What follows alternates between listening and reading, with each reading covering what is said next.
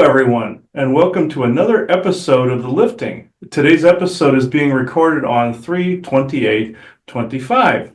We are here today with my mother and stepfather, Katrina and Laverne Schaff, and we are here with Christy Campbell today, psychic reader, medium, and card reader. Animal speaker, when you were talking to me in private, you speak to animal spirits and also ETs and translates ET quantum light language. So I found this actually very, very fascinating. But before we go into this discussion, Joanna, go into the opening blessing. We are all one, and when one is harmed, all are harmed. When one is helped, all are helped. Therefore, in the name of who I am, and I am one with all there is, that only the highest good be done. We pray for you, your friends, your family, your loved ones, to let healing energies in. Let them love you. Let them nourish you. Let them bring you to your highest good. We pray for benevolence now to come in with no conflicting agenda, to come in joy, to support this conversation and what is about to happen. We wish for any malevolent or mischievous beings to be swept away now, so that this conversation can be had in peace and with the intention, again, of bringing about the highest good. And with that, and with great blessings that we always send your way, we say, so be it. And so be it. So, Christy, I'm going to let you take it away from this point. Tell the audience what you do. Okay, thank you for having me on, and it's nice to meet everybody too. I was wanting to kind of talk about more of the Karuna Reiki and how I began with that with the healing part of it. That kind of gives it a more positive note to begin with. So I started taking the Reiki 1 in 2013, and just because my son is severe autistic, and he was having some digestion issues and just hyper. So I started taking the Reiki to see if I could calm him down, help him with his stomach and all that. So it started beginning with the intention of healing and kind of trying to settle him down some too. So, and then it just kind of grew. I kept on going with it because I wanted to learn more, and I was just feeling like the need to just in a desire to be more intuitive and like hear my higher self or my guides, or I just wanted more, and it was slowly starting to open up for me as I took the classes. And so I went from Reiki 1 all the way to the Karuna Reiki Master in that whole year in 2013. And finished after she gave me this. It's like the fire serpent symbol. I'll show you. I wrote it down to show everybody so you can kind of see. This is the Karuna Reiki Master fire serpent symbol, and she puts this goes like on your crown and all the way down your spine and then to your root, and that activates all of your chakras, and it gave me like the Kundalini awakening then. And do y'all know what the Kundalini awakening is? It's where like all the energy is stirring the heat, and it comes up, rises up, and it activates all of your chakras in your body, and opening up all your chakras, and then opening up your crown into your higher self. And the symbols that are in the Karuna Reiki Master are to connect with your higher self, like a open stream of consciousness. You can just you can become more in tune, so you just practice drawing the symbols and writing them on your hands and doing them over yourself and doing them on others, and you can send the Reiki as well to whoever requests it, animals or any living being you can send the Reiki to, and it's with your intention, with your mind, to seeing if it's like a person or a dog, then you can just see the dog laying down in front of you, and just do it's like a scan over with your hand, and you just pick up any kind of disruption or discomfort or inflammation that might be in the animal. Animals are really easy to read, because they're open. And then, if it's a human, then it's a lot more, because we got a lot more layers, so with the Karuna Reiki master, the symbols, they go to the very core too of where it began, where the trauma began, and it will help with opening that up, and then the symbols will like release that trauma from sexual trauma, childhood trauma, um any kind of violent things like that, or drug abuse.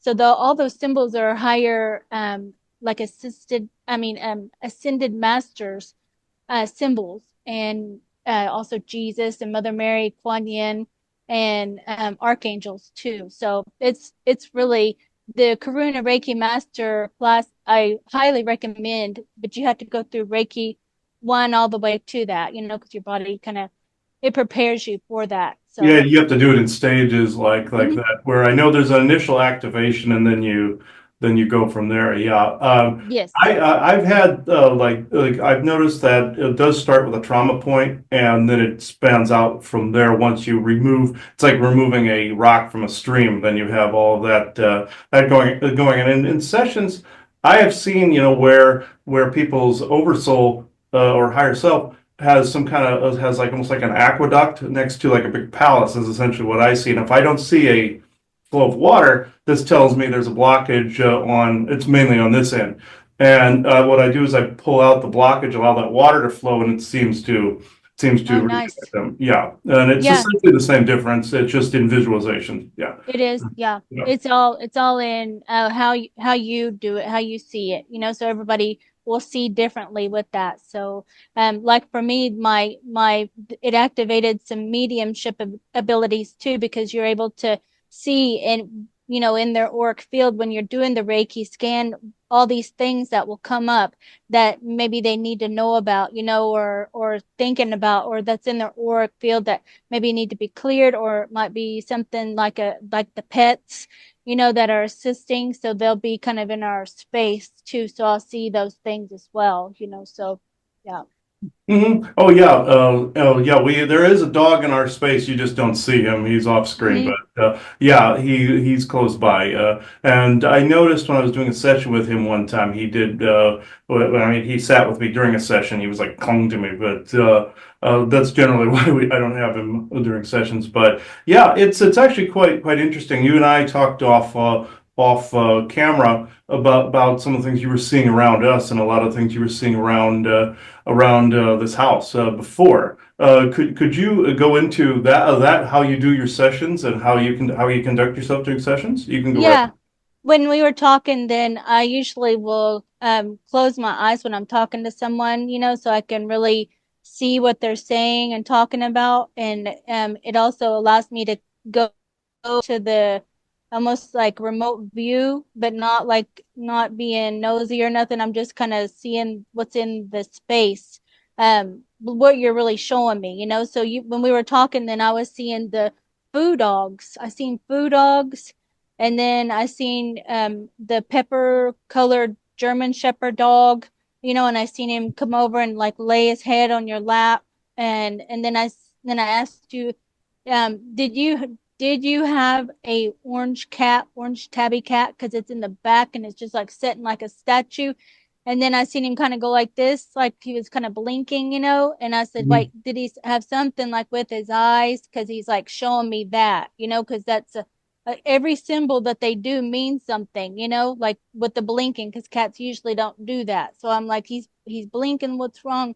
Like something wrong with their eyes. And so I just kind of tune in and just ask them everything, every little detail of stuff, so like with the Sasquatch stuff too, I see like it's like a family picture above the fireplace, and you're all in that with Sasquatch, like they're your family, so I can really feel them so strong, more than any.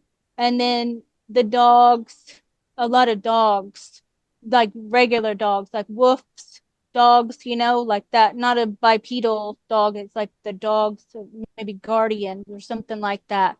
Um, Lots of birds, like that red bird. I've seen the red birds outside too.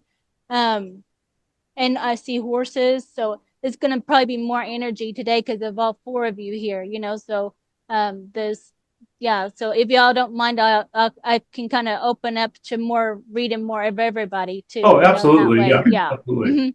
So Christy, tell us, Mhm. so you were doing this again, you felt really called to do it, of course, because of your son's issues. But how Yeah. were you younger? How were you as a child or as a teenager or a young adult? Was Yeah. this spirituality part of your life?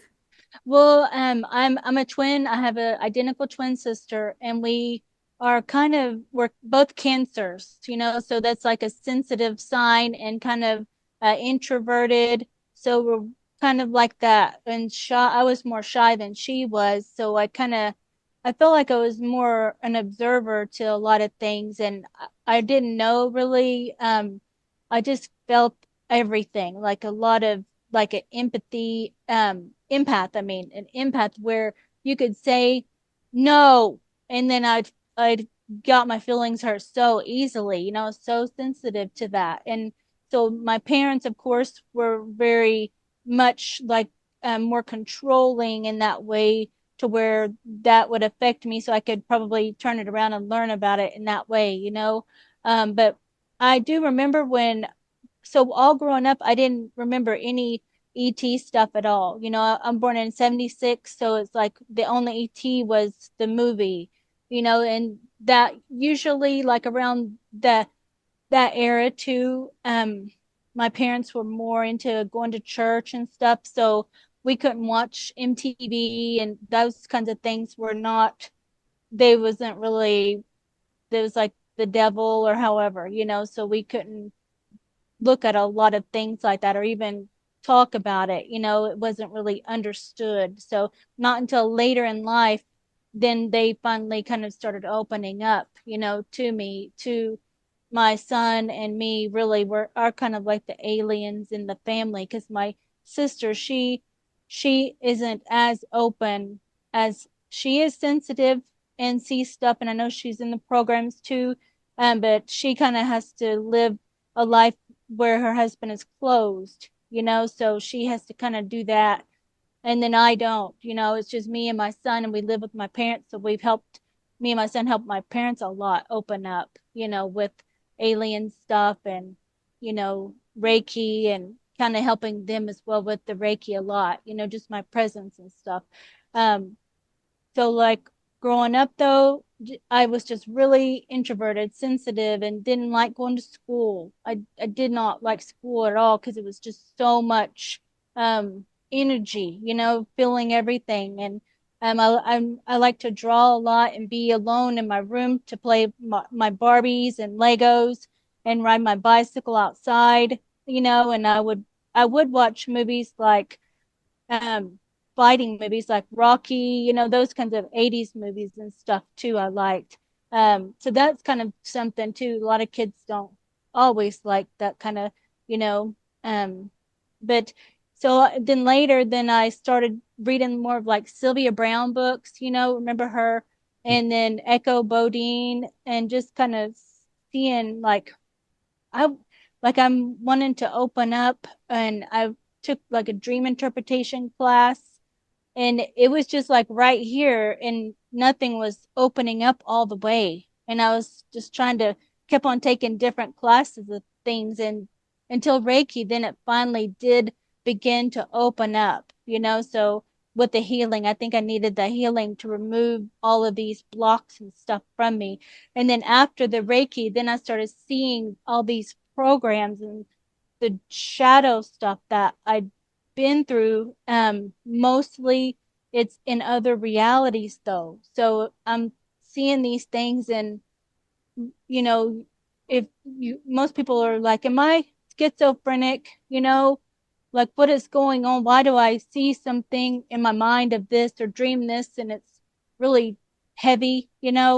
Um, so with the Reiki though, it's helped me observe it and heal it more, because it brings up the trauma for you to heal it. So it didn't happen all at once. It's in layers of that, so yeah, I'm able to observe a lot of the darker stuff without feeling it, and it's kind of helped me a lot to, because a lot of people will ask, how do you look at all this stuff? This is terrible, it's in these other realities that it happened, over here. But I'm still, over here, and it's still an aspect of me, but I'm not absorbing it anymore. I'm healing it, so yeah, but my son with his severe autistic, he's severe autism, and then he's intellectually disabled. So tuning into him and understanding him, also it's traumatizing because he's violent, hitting and stuff too. So that kind of is shaking up my whole reality, with him. And he's more, I would say, a Zeta Gray. I would say that, that he's maybe even like a walk-in of a Zeta Gray, or in some kind of a consciousness of that, So he's not emotional like how they are. And so I think that kind of has given me some infusions of their DNA as well, so I can understand him a little better too. So, so yeah, that's kind of, it's a lot of stuff, really, bunch of different layers, but it's been me and my son for the most part. So I've been infused with a lot of his energy, like we're team in a way, but then, here it's like we have to teach about autism because none of my family even knew about autism, so he's really sensitive too to energy, but he kind of is a shield too, like he doesn't feel, or he's confused, he'll laugh when people are crying, like autism does. So Right. yeah. So he's got an even stronger version of you of too much, Mm-hmm. energies coming at him at one time. But I appreciate you sharing this because I think many people have thought in the past that, like for example, for Chris and his mother Katrina, they were just born this way, and they had these skills since, the day that they were born, and it went down the family line. But others, again, there is no known family history, but something has come in with them. And I think people get afraid that if it's not nurtured young, that it goes away, but that's not necessarily true. I'm an example of that. You're an example of that, that it never really leaves. It kind of waits for the time, if it's meant to blossom out. So I like for people to know that, because I think a lot of people are having experiences that they don't understand. And it may be some of this kind of cutting on for them. And again, the same thing happened, to me. Now, I didn't go through all the Reiki that you went through, but I was just told time and time again, do something. Just take any class at all in this area. And so that's what I encourage people to do. The first class you take of something doesn't have to be the one you're going to stay in, but it begins that journey of opening up. And I just feel it's just so important for people to understand that, yes, you may not have thought of this at all in your 20s or your 30s or maybe even your 40s, but it doesn't mean it isn't there and maybe trying to, blossom out of you. So don't be afraid of it, and, explore, if you're ready for it, explore it, and, let it happen if it's meant to happen. So, and of course for you, obviously it was a very big deal because it helps you to be able to relate and communicate to your own son. So I really appreciate you sharing that. Yeah, thank you. Yeah, it does. I do recommend taking any any anything that you're kind of drawn to in that moment that will help you, whether it's painting, any kind of creativity thing too will help open up, and I do light language. I write it. Some people will think it's like doodling, and at first it kind of feels like it. I'm like, I usually I would write like this when I was little, like this cursive writing stuff, but it just looks like doodle. And when you're on the phone on hold, then you know how you have a paper and then you're just kind of writing all kinds of stuff like symbols or whatever, so it's kind of like that, where your subconscious is you're not really thinking of it. You're just kind of writing out the energy almost, or you can even listen to music and then just kind of tune into the frequency of it, and then just kind of see what your pen does, like with that, and it kind of activates it a little bit too. Or you can just make like a swirl and then have the intention of, to maybe talking to your guides and asking them to help infuse you with knowledge or their information so you can share it with everybody. Like I want to start writing light language. Can you give me some infusions, of your information or wisdom or DNA or however you want to talk, to your guides and stuff, or the Sasquatch as well. You can say like, when you're looking at them and then you kind of sync with their energy already,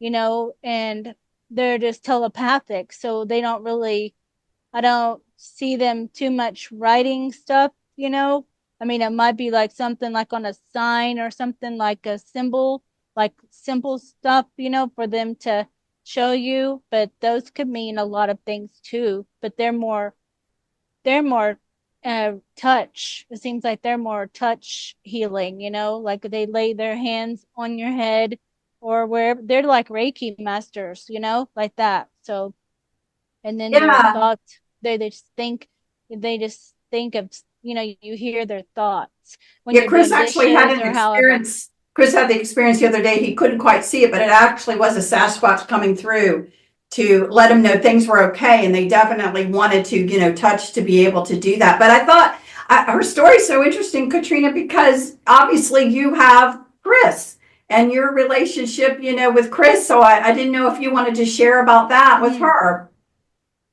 Well, I've always been psychic and seeing things from the time I was 3 that I can remember. And as I got a little older, I was at a time where it wasn't cool to talk about anything like this. You were considered crazy. My grandma was very psychic, and she would tell me, just be quiet, we'll share it between us. And when I had Chris, I started to shut down. I didn't want to put him through what I had to go through. And then one day he came out and he started talking about things he was seeing and things that were happening. So I opened back up because he's extremely gifted and extremely open. And I had to make sure that I could help him with the things he didn't understand. And sometimes now the tables are turned, but we were a pair, that we made it because we were. We confided in each other and talked about what we saw and how we felt and whether we thought we were crazy or something was weird. And you could just talk it out. It's like seeing a dream and not quite understanding it. But if somebody else is there that can relate, it makes it clear. That's good. Yeah, that helps a lot with someone, just to have someone to talk to that, Right. you can talk it out and say the things that you feel are so crazy. Like I see grandma in my bedroom, mom, or whatever, and then most mothers are like, oh no, no, you don't, or just go You're back to bed, go back to bed. you're having a dream, Yeah. it's not real. Mm-hmm. And he came out yelling one day in his bedroom because he said, Grandpa's sitting on my bed, and he was terrified. And I said, well, just go back in there and tell him you don't want to have it that way. Have him come in a dream or in a voice or something. You don't have to be frightened, Mm-hmm. but when you're 5, it is. The first time Yeah. something happens to you, it's terrifying. Mm-hmm. But It if is somebody scary. can say, hey, that's going to be your normal. Mm-hmm. That's your normal forever. You just have to learn how to use it and how to deal with it. Yeah, just seeing anybody come in your bedroom at night, that's scary. So if they could come in during the day or during the daytime, and so you can see and be more awake and aware, then that'd be easier for us to not feel like, oh my gosh, what, so then, yeah, I can picture that. That would be scary. I'd rather them. Unfortunately, they don't usually come during the daytime. You Yeah, in wake the up middle of and the there night, they like are. 1 in the morning or It's something. Yeah. Oh yeah, because you're still, and then they're quiet too, so they can watch and yeah. kind of feel your energy or talk to you when they're sitting on the bed and Hmm. telling you or just observing how you're doing, how your life is. But they're just like over here, so they don't really ever leave, you're just able to see. So you're like, Grandpa, Yeah. like, why are you on my bed? You know? So that is that's scary. Oh yeah, they pulled that. Hmm. They pulled some of them have pulled practical jokes before too. So yeah, Hmm. like Isaac, for instance, he's come around and he's shown himself solid in mirrors, looking back at people, or like in like underneath a pool. One time, he decided to grab my ankles and pull me down under the water. So Oh that yeah. kind of thing. Hmm. Both times he was actually warning us of things that were around, but he did it in a jokester way. So Oh. it's two-sided there. You know, where you have the joke and then you have the reality. Or he'll warn about something. Since we've been talking, there's a lot of buildup here. I can definitely feel that. There's a lot of energetic buildup. Oh, really? How do you see that? Like, will you explain that so I can see what you're? Of course, yeah. I see with my physical eyes. I actually see the beings that are actually walking around. They just look transparent unless there's interference, and I see it all wobbly. But I feel who it is. Like I can feel if it's a high or low, or fast or slower moving. There's forest people. There were briefly some zetas that the forest people removed that weren't good, and then there's animals all over the place, and then there's a spirit family too. I can feel spirit world involvement, and there's also other dimensional involvement too. Sometimes certain beings don't translate right to the human brain. They'll just look like a mist or something like that coming through, or like if there's a like say a ghost. Sometimes they will look like the classic white, look if you're not translating it correctly or it's not dimensionally translating. Sometimes things will look that way. Sometimes forest people will look like shadows. And sometimes even grays will look like shadows too. But in this instance, I'm seeing several forest people. I'm actually sensing more spirit world contact. Isaac and several others are here as well, and it just keeps growing. I believe it's because we're all on here, so they're actually protecting this call. It looks like so negative forces don't try to channel or don't try to give messages. We usually start out with the law of one in the beginning for that reason. Also, we start out. I was supposed to say I open the circle to true benevolence with no conflicting agendas. That's usually how I begin as well. And I make sure that usually filters out any of the rabble that try to Hmm. get through. But the law of one suffices for that as well. Yeah, like on a Um, spaceship, like a protected spaceship or something, or in a toroidal field, and then they're just listening in, from the mhm. outside. Hmm. Yeah, that's exactly it. But they're waiting for some. I guess they're waiting for questions or whatever. Well, They're yeah. what about Katrina? What do you see around as far as like the energy or beings or anything? Well, I've seen solid, like just like looking at you or me. I've seen shadows. A lot of people think dark shadows are negative. Not necessarily. It's just the dimension difference. I've seen apparitions that you see through, but most of the time anymore, I just sense. I'll see it in my head. And because they know that I'm not too fond of just having something surprise me. Hmm. In fact, every night before I go to bed, said, you can come around, but you can't touch. Right. I don't want to be touched. And most of them honor that, because it is an awful feeling to be touched, even if it's coming from somebody that loves you, Hmm. Exactly. Yeah. and but if I wake up like at 1 or 2 or 3, it's usually because somebody's watching me. Mm. I used to interact. I don't so much unless I really think it's important. Most of the time, I just roll over and go back to sleep. But I've seen all different things, dreams that are very real, or I'll be sitting and see a vision in front of my face. But most of the time, it's sensing. I sense more and I feel. It's gotten to be more of a emotional thing, or Hmm. like when Sasquatch comes through, my face will tingle and I'll get warm. They're here right now. Yeah, they're here. Oh, okay. And Laverne feels Laverne, it. Hmm. he gets it in his temples Oh, really, okay. and he has seen one right up face to face. Hmm. We Oh. lived in Prescott, Arizona, and we had a big screened-in porch, and he went out to take our little schnauzer out, Winston. And as he went out, there was one standing in the screen door. Yeah, I see that. Yeah. And Makes he, my eyes water for truth when truth yeah, is being and he, spoken. and he, Yeah. he just froze and he came back in. He never said anything. He just kind of was, stunned. I went back out and he was still standing there. Yeah, see that. As he went to walk over to the door, he disappeared. Hmm. And he said his name was Seymour. Seymour. Oh, cool. Yeah. Laverne, tell me more about the Sasquatch then, like with seeing. She told you I just stood there at the door. He was in the backyard and it couldn't have been more than 4 feet away from me. And I was looking eyeball to eyeball. I thought he was more like about 6 foot, but when I started to figure out the steps and everything else, he's like 8 to 9 foot tall. Hmm. And the first time out, we just stared at each other and I reached down to get a flashlight so I could take the dog out the back. And he disappeared when I turned back around. So then the second time, a couple hours later, he is standing there, same thing. So all I did was say, thought friend, and then I reached down to get it, and he was gone again.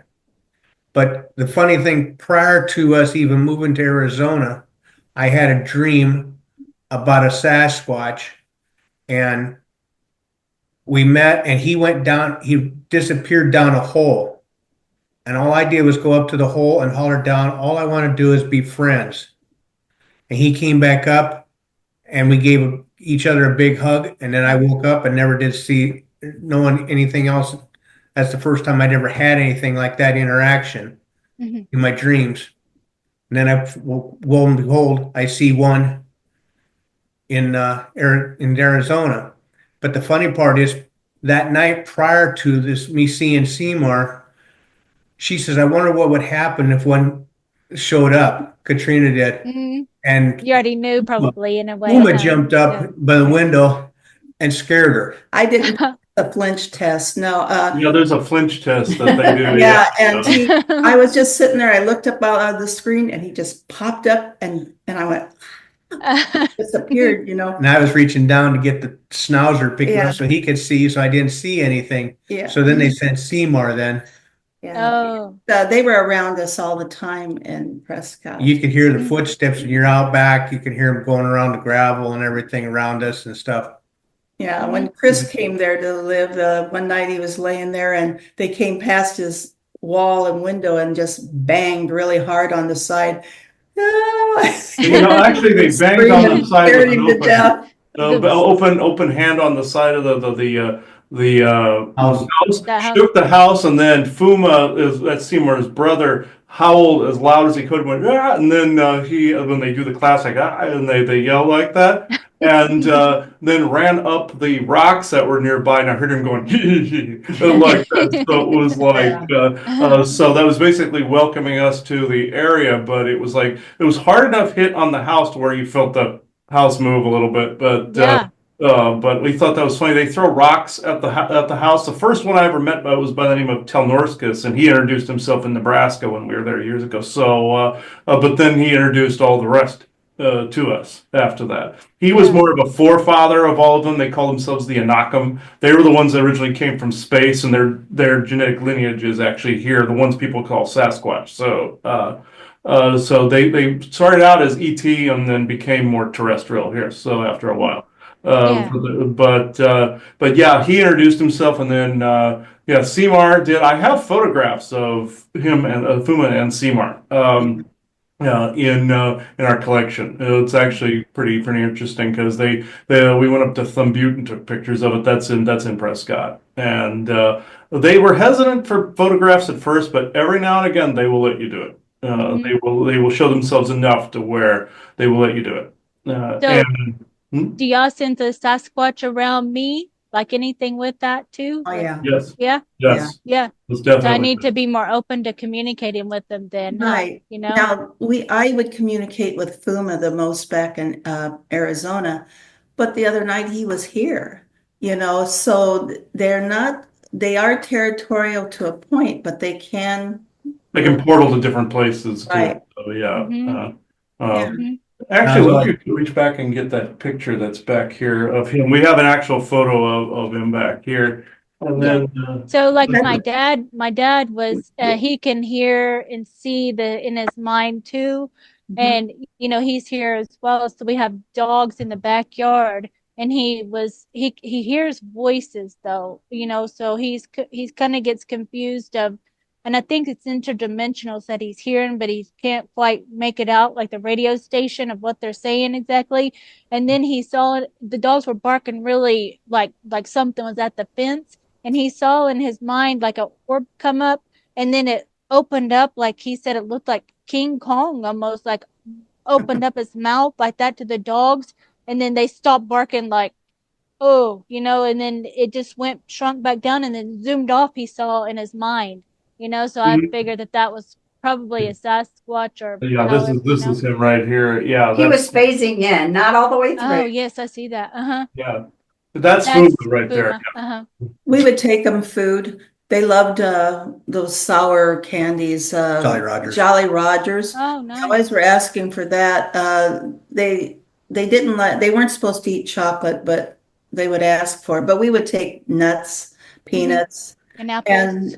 and one time we took up a bag of something and left it there.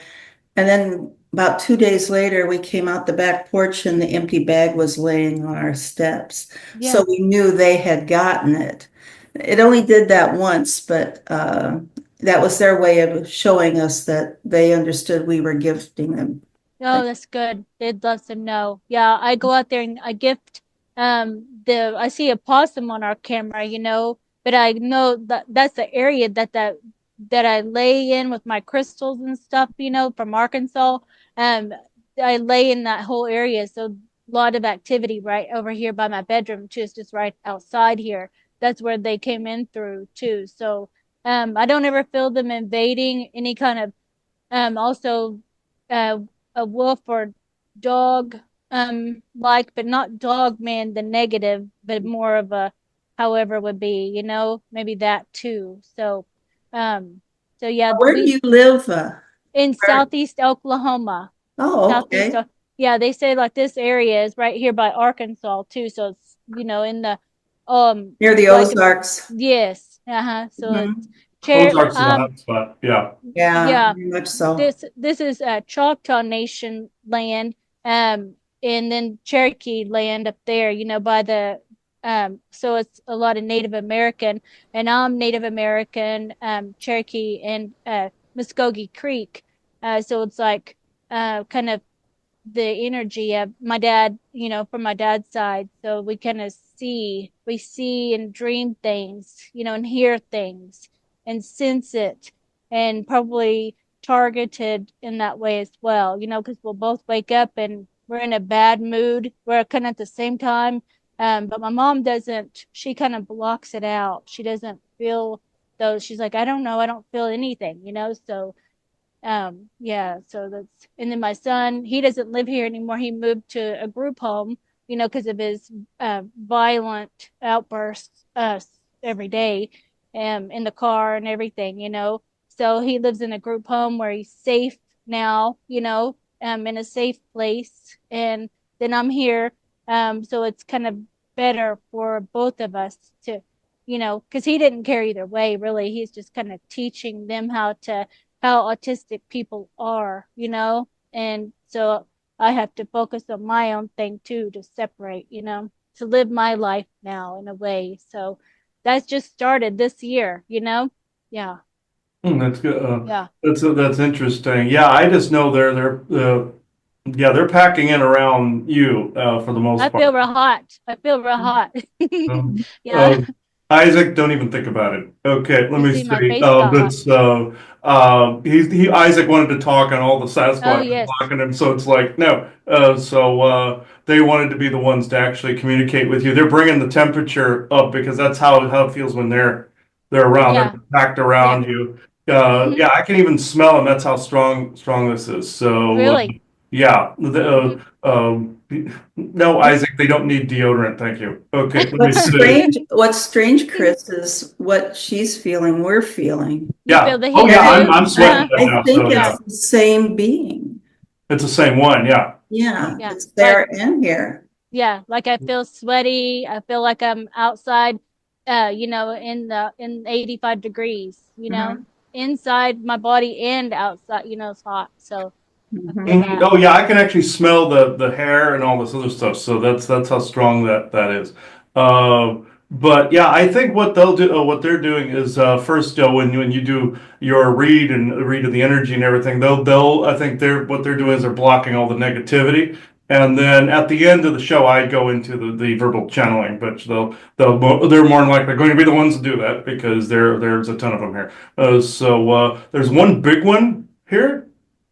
Oh, hang on. Uh, I thought this was going to be Seymour for a moment, but I think we have Telnorskus in here actually.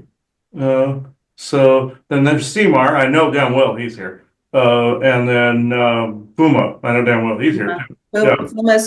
Puma's really with her, Oh Okay. yeah. Puma's very with you. much Yeah. Most over definitely. your left shoulder.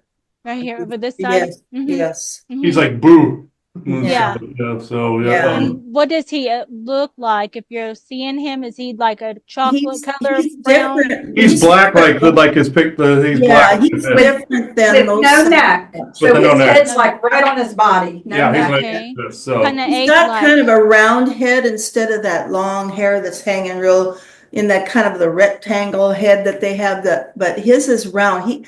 Like you said, King Kong. I Yeah. would say he was closer to looking like that, but with more hair and different eyes. His eyes aren't as inset as Seymour's or others, but they're all related, but it's Mm-hmm. just like, just because one's a brother doesn't mean they look alike. So, Mm-hmm. but they're all different colors. Yeah. But Seamar's red. Puma. He's red colored, he has that orangutan tone to him, Yeah. that reddish. And Puma's black. Their grandfather has a reddish tone to him. Uh, and several of their brothers are black or gray. Like Morak and Mirnak are their two brothers, and they're one's like jet black, like really jet black, and then that's Morak, and then Mirnak is like salt and pepper color. He has Mm-hmm. some gray, and like my beard, he kind of has that in him. And they have a sister named Masi or Masa, but you don't hear from her too often. Yeah. I hear in my mind a girl's voice, like she seems a lot younger, like she would be a little sister, to them or something, or just a family member, but it's like she's a younger kid, so they kind of make her. They don't really. She's like, how they would be with kids or something, like it seems like she she's not old enough to be up front yet or something, or you know maybe she just is learning stuff. Does that seem right with that with Yeah, her? she had there was a child, there was a boy child, and then there was a female Sasquatch that had a child. I believe he called him Timo at the time, and you got a picture of him too at one point where you caught him in a tree. That Corky? Corky, okay, there's two different ones, then there's Yeah, Corky and Corky came Timo. in Yeah. Arizona. Uh, Timo was a baby when I saw him, and so was Corky. And then I caught Timo later as like a 3 or 4 year old later on in time. And then Masi was their mother, I believe. Mm. I believe no, Corky is Fuma's child, and No, Fuma's the uncle. He's Seymour's child. Timur's child. Okay, I mixed Mm. that up. The Timo is Masi's child. Then I mixed Right. that up. Sorry, but Yeah. yeah, they're like damn right. Okay, so I just heard that. See, they'll use our language if they're around us enough. They'll start Yes. to use our witticisms and idioms and stuff like that. So telepathically, because they'll use the words you're Yeah. used to hearing. So, Who's the one that's sitting back in the chair kind of like this with the leg crossed over, just like listening, they're kind of like this. Somebody's over there watching like that. one of the forest people, you mean? I think so. I think it's somebody like that. Yeah. Or is it Isaac? Oh no, Well, it might that's be. Isaac. He has big Okay. red hair. So yeah, Yeah, that's Isaac. he's back there like. Yep. Well, Mhm. they told him to shut up, so it's like, Yeah. so that's why he's back there like that. Because he was going to come in and start being raunchy and everything. They're like, no. They're Yeah. like, no, you stay Yeah. here. So Isaac, has he told you anything that he's been, he went running. I seen when I was jogging, he appeared and like jogging, all of a sudden he was jogging backwards, like looking at me like, he's like, so this is what you do, you just jog or, and then, oh, are we going to pick up the pace? Like he's still jogging backwards. And then I was telling him, show me how fast you can run around the track. And he was like, shoom, and he was already back. And I was like, dang, you're fast, So I was having like a whole conversation with him. And I said, why is your hair red? Why do you like your red hair? And he goes, because it's cool, And I was like, okay. And then he was showing me like a different look, like he was like almost like a break dancer outfit on, where he had on like a mask, a ski mask, like for, just as an outfit kind of thing. And he was dancing around like Vanilla Ice. I was thinking that, I'm like, he's like Vanilla Ice dancing, and he would, in that Cool as Ice movie, he's like, drop that zero and get with the hero, and I was like, this is him, and then I was tanning and I said, Isaac, I'm tanning, he goes, so, and he just was like, why are you tanning for, like, what are you tanning your skin for, and he just asked all these questions. I'm like, because I want to be dark, not like you're all pale, and he's like, ooh. So it's like all kinds of, all back and forth. So I don't know. I think sometimes I'm making, how you think you're making it up, but you just like, this is new stuff. So, I don't ever think this. So it has to be, and he just waited for me on the outside, and he just goes on about stuff, and, yeah, he reminds me of a lot of like Vanilla Ice, his little, kind of flirty, kind of lingo way, of that, Mm-hmm. Mhm. Yeah. Yeah. That is pretty funny. You compared him to that, because he's sitting back. All the Force people went like that. So, but yeah, that fits into a T. Yeah. Everybody she caught him on camera, but it's too faint to complete see him. I knew what I was looking for in the picture. I knew what everybody looks like. So yeah, you caught him in a photograph, which is actually not easy to get a photograph of him. So Oh, at mhm. all, unless he really, really, really wants it. It's just like with the forest people. Unless they want it, you're not going to get it. A lot Oh, of people pester him for photos and evidence all the time, and they don't give it unless they're ready. Like if you see a footprint, they gave that to you as a gift. And like now the bad guys get caught in photos too, but they don't always mean it. But with Isaac, you rarely, rarely see him in a hmm photograph like Yeah, that. he's too fast. Hmm Yeah, he zips around hmm like Clark Kent or something. So it's like that, And with the forest people, they will allow recordings and stuff like that of them very briefly. Like if they have like their orbs and stuff flying around and everything, they will allow maybe a few minutes, and then they will tell you they're done. And they do hmm not like ghost boxes or any of the paranormal Right. equipment and hmm stuff like. They hate it. They Right. hate like the infrared and all that other stuff, unless it's a particular tribe that allows you to do it for like a small period of time. And it's very seldom they allow that kind of stuff because a lot of the garbage comes through on there if people don't guard against it, if people don't ward against it, and they don't like getting attacked from whoever is trying to come through on the equipment. Yeah. So Mm. a lot of the bad guys, like some Orion factions and stuff, will use it, and Yep. military factions use it. So Yep. I use them. I use the ghost boxes, but I do it away from the home, away from the house. So I don't do it here. Like we'll go out to the beach and use it or something like that. And then the ones that get annoyed with doing that are the myrmidons. So they'll get annoyed if you do it out there. But yeah, oh, it's like everybody's waiting for something. Oh, they're waiting for you to do your Cards, the card yeah. reading, they want to Uh, see. Yeah, Okay. they're How do waiting for y'all, that. how do you want to do this, with all of it, like as a group thing, like pull the cards for the whole group of us like that, like all of like that way, or how do you want to do, or just like Why pull? don't we just let do a reading for Katrina and Laverne? Yeah. Okay. Yeah. And I can always just pull like a few cards for each of us like that, and then just show. But I'll do that first. I'll do. Yeah, I see them now, like listening and stuff. So, all right. I do feel Fuma now right here watching me. Mhm. No pressure. Yes. Yeah. I don't. Well, they said they're at least not stalking you like Isaac would in the tanning bed. Yeah. Yeah.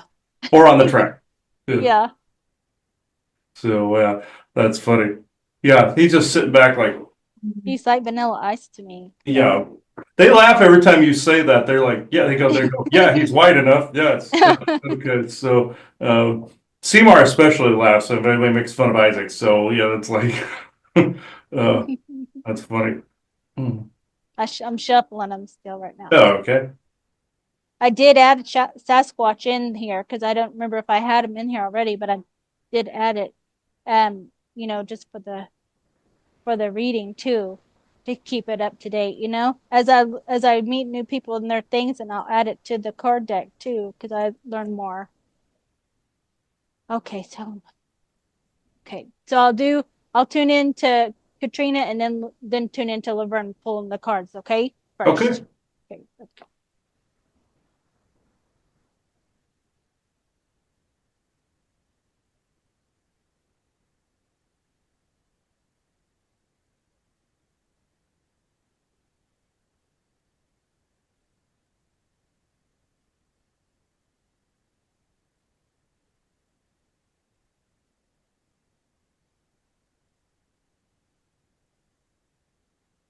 You see you planting flowers, Laverne. Katrina, I see you outside planting flowers in the garden, like something like that.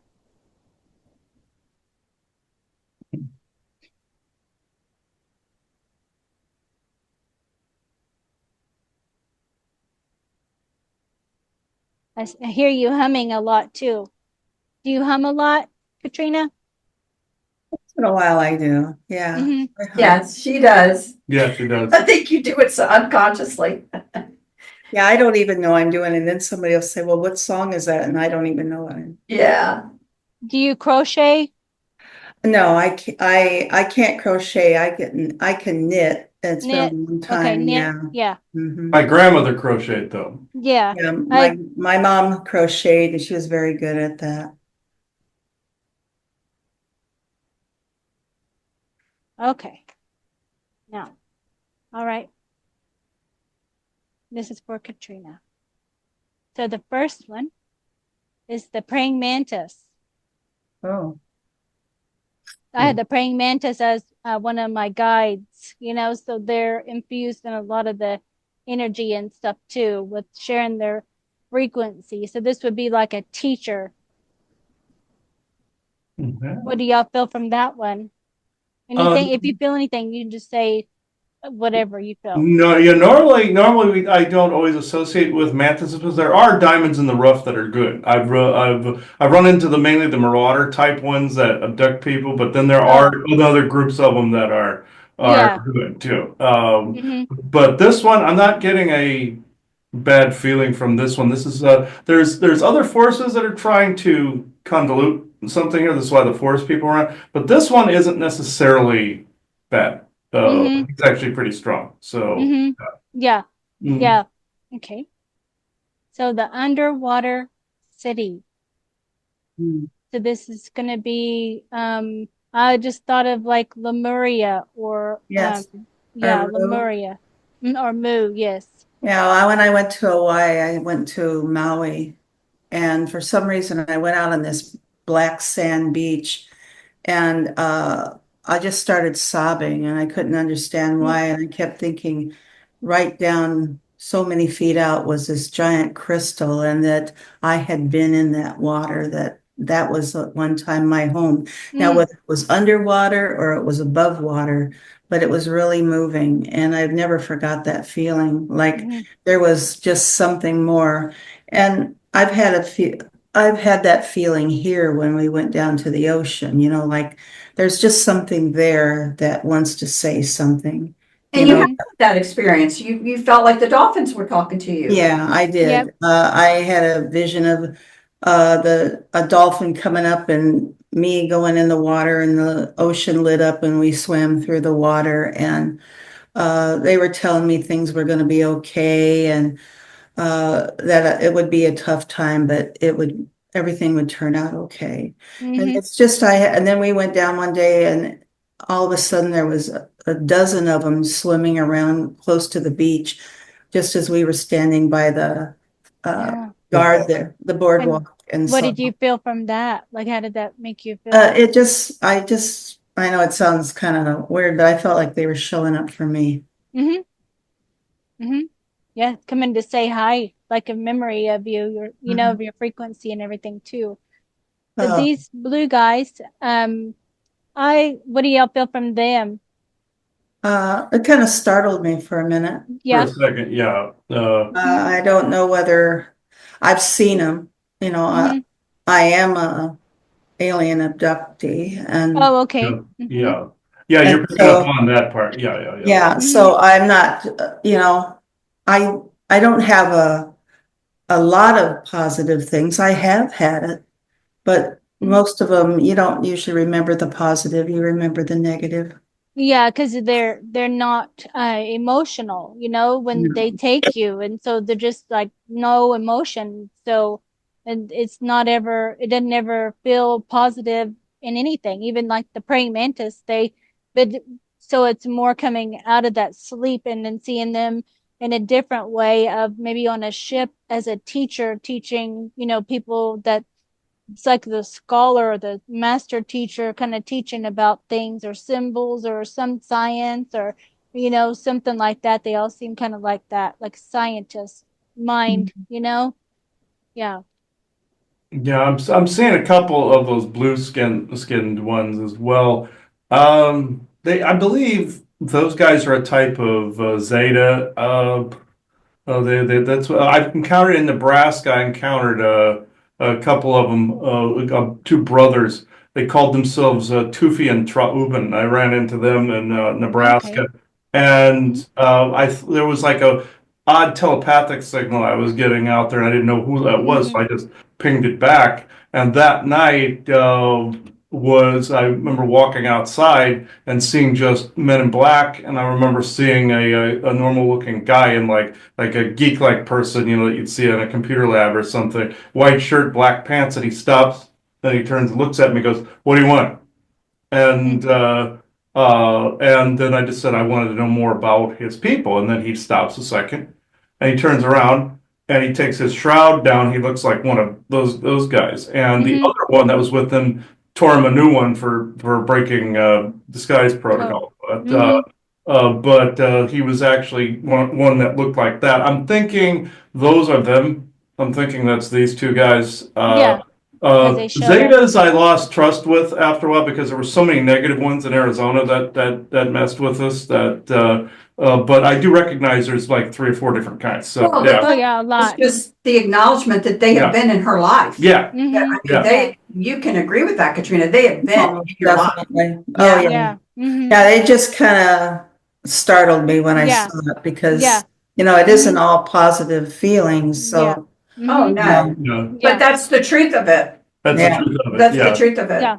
So this is the cards are going to kind of be like this to bring up memories so you can release them, you know, for the healing and stuff too. So Okay. some of it's buried that you're like, oh, I didn't even remember that until now, you know, so that's kind of the reason. So this is going to be these are like the ant people, mantis kind of in Arizona is what Isaac I took that think. for him for a little bit too. Yeah, yeah. Now, that's Isaac, isn't it? One The of his One of forms, his- one of his forms, one of his Oh, life. cool. yeah, Yeah. yeah, He's like an ant person.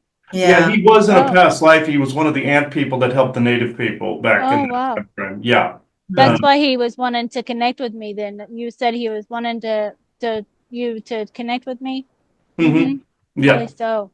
Okay, so this says as a time jumping, you know, you're time jumping probably all the time, you know, Uh, where you would just be kind of doing the dishes, humming, and then you just are go like out to the wherever, to the woods or in the laundry room, you know, yeah, and then you enter another time, and then come back, you know, to do Yeah. a mission of some sort, you know? Yeah, I've been told that I'm like a dream walker, that I go and I sometimes help people cross. Oh, okay, I see that. Because I think you just kind of can just keep hearing you humming, you know? So I think your humming kind of assists them in transitioning, you know, like something like that. Like it's Interesting. so it's kind of something like that. Not it's there's something more too, but there's something with humming, but it's more what is it? That it's I mean, you can talk to them and tell them, you know, but you kind of don't want to interfere either. What they're, you just kind of are holding the energy too. Maybe like the, maybe like the way, or what do you think with that? So it's I just something. pick up toning to kind of guide, Mm-hmm. just use your voice and different tones to move people in the right direction. Yeah. Mm-hmm. That Because I makes can any see you sense. using your mind to as a telekinesis, you know, with like moving objects with stuff too, you know, like you're at a computer screen and it's like you're like selecting things, you know, like Mhm. maybe somewhere, you know, somewhere else or wherever you go to, and then you're just creating all these different things. Though you just, I just see you doing a lot of stuff up here at the computer, and you're by yourself in this place, you know, so it's, yeah, I don't see anybody in there because you like to have the whole spread out, you know, you want to see it all so you know what you're looking at and dealing with, and you just can navigate like a navigator kind of person, you know. So Mhm. oh, I got it, Bigfoot family. Oh, yeah, Cool. I just put definitely. these in here too, and I was shuffling them, you know, so I said, show me the, because I was guided to right before the thing to write those out, you know, and I was like, okay, you know, and then I put them all throughout all these cards, you know, so keep moving forward. I'm trying, that's for Yeah. sure. Mm-hmm. And here's another portal. Yeah, out in the woods or something, you know, that's what it Hmm. feels. Hmm. Here's another mantis. This one's different, another place, you know? Hmm. Blue-headed one. Yeah. I've seen blue ones too before. Yeah. Hmm. Hmm. Maybe another planet too, you know? Like that. You can open stargates with your psi abilities, your psionic power, your mental power. I've closed a few. Hmm. Yeah, we've done Even with that. your toning too, you can do it, like just Mhm. closing and sealing it I up. don't think I'm always even aware what I'm doing when I'm humming, but it Hmm. makes sense to me now. Hmm. Well, that, and again, I think people never give credit to what they're doing when they're sleeping. You know, Yeah, what you're like a dream walker and what you're actually doing. You think I'm not doing anything, but there's 24 hours in a day, and people have no idea what they're going off to do I when they're know. sleeping. Yeah, I see you when you're driving a lot, humming, but it's like you're doing a lot of things too, you know? Like you're in a different state at times, you know, and you Well, wonder, the radio is always blasting, and I know every word to every song. And oh, so I'm constantly, and Laverne can vouch for that. I sing every song that comes on the radio, really? Uh-huh. Yeah. Unless she hates it. unless then I change the channel. But Uh-huh. Yeah. no, Mm-hmm. it's yeah, I can see music is important, Mm-hmm. very Yeah. important to me. Yeah. Okay, and so here's some light language. This feels kind of the ocean energy, I thought Yeah, at that first. bottom left would be Chris. Hmm. That's the Aquarius one. Yeah. Oh, One okay. equals Yeah, it's quantum light language. So the two equals one. Hmm, interesting. Huh. Looking Atlantean knowledge. Oh I yeah, think that went with this, maybe some symbols from Atlantis, you know? yeah, like the bottom two waves and Mm-hmm. that. Yes, definitely. Yeah, the leadership there, like Poseidon and also Odin that came from that quantum light language, they were able to burn that into surfaces and be able to absorb the information. They had true disclosure in that in the game Skyrim, where you'd absorb the dragon language and stuff like that out of the Mhm. word walls. That's what they were depicting in that, was the quantum light language is Yeah. essentially what it was. Mm. So, and this is blinking, and when it's blinking for me, that means like it's truth being told, like a open up for more communication for whatever you want. Yeah, I think I've shut down a little bit. Mm-hmm. It was blinking it doesn't always blink, so I know that that's a message for the person if it blinks, like that. Okay. Okay, so this is a deep underground military base in the other realities being Oh, yeah. taken to there and utilized for your psionic abilities as a remote viewer. With your opening up the stargates for it's like the military, and they take your genetics and then they make clones and all of that. So it's not a positive thing with that, but that happens as well as both the positive and the negative. So it's just coming to awareness that that is happening, and I think we're able to take our power back in that way, like it doesn't affect us as much. I don't think so if you don't feel fear for that, because you got all this protection and stuff, and you can call on more protection. But I think this was before. I don't know if you're still taken or not, but you would Yeah, be. I think I am. You do. Yeah, I don't, Yeah. I can tell to a point, hmm just by the dreams you can, Yeah. by the location you're in. Yeah. Because they would have you at a table, like investigation looking table, but they would make you open up a portal, and then they would have you look into that and manipulate time things, or go into the portal and do something there and come back, and then they return you back to your bed. So it's small jobs like that, and even a psionic assassin too, where you could assassinate with your mind, like just think it with a thought, like Mhm. then they're gone, like they have you do a lot of psionic work, so you might feel Okay. tired when you wake up, Oh, yeah, but they would give you, I think, they give us like these shots and stuff too to erase the memory, so you don't remember anything, or electroshock, or something like that too, so your mind wiped. right.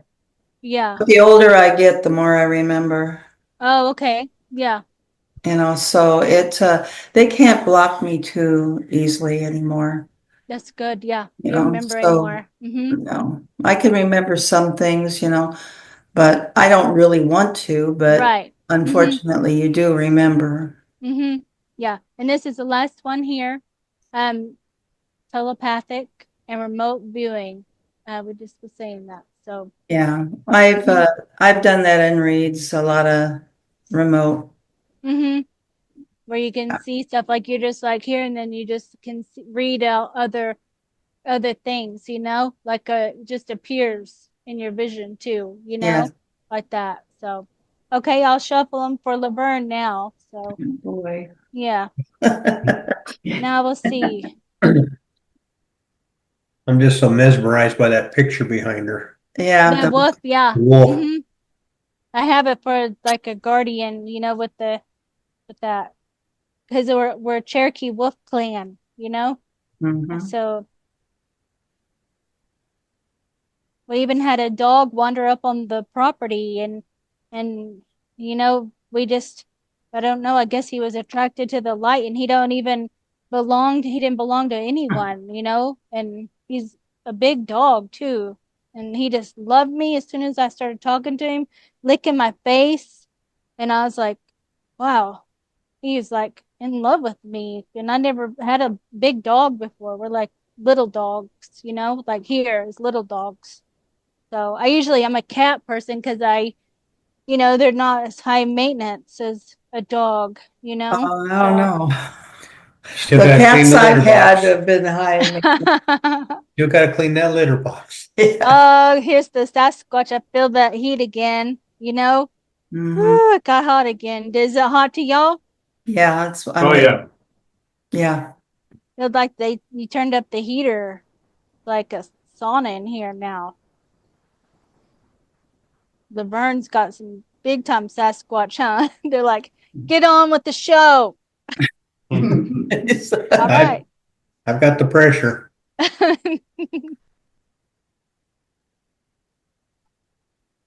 Yeah, there's What? multiple groups vying for attention, though the Sasquatch hold the majority, but it's there's a couple others that were like, hello.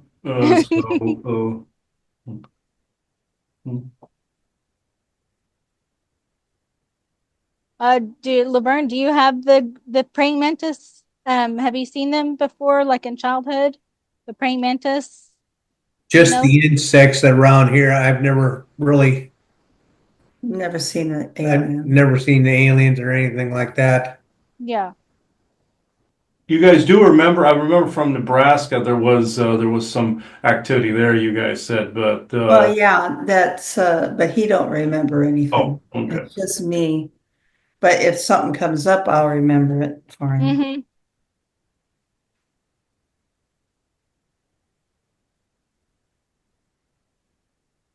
See, Laverne, I like speaking the Sasquatch kind of a language. It's more of a deep kind of gurgle, like or something, like that kind of a song to them. And then they're like right in, like they're holding their hands up to the screen to them, and then they're just doing stuff too, like maybe an infusion or just giving you information, and then they touch your head like that, it's like they do that kind of stuff. Uh, if you're meditating or not meditating, it's No. just like you're in a trance almost, and then they'll, I see you floating, like they can float you, out. So you go out and then maybe go in through a portal there in the grass out in the field or something like that. You're being teleported, like floating, and I think you're being taken onto their ship, is what, to the Sasquatch, to the, yeah, it's like at their, yeah. Do you see that? Do you see them like opening up the door, welcoming you on the ship?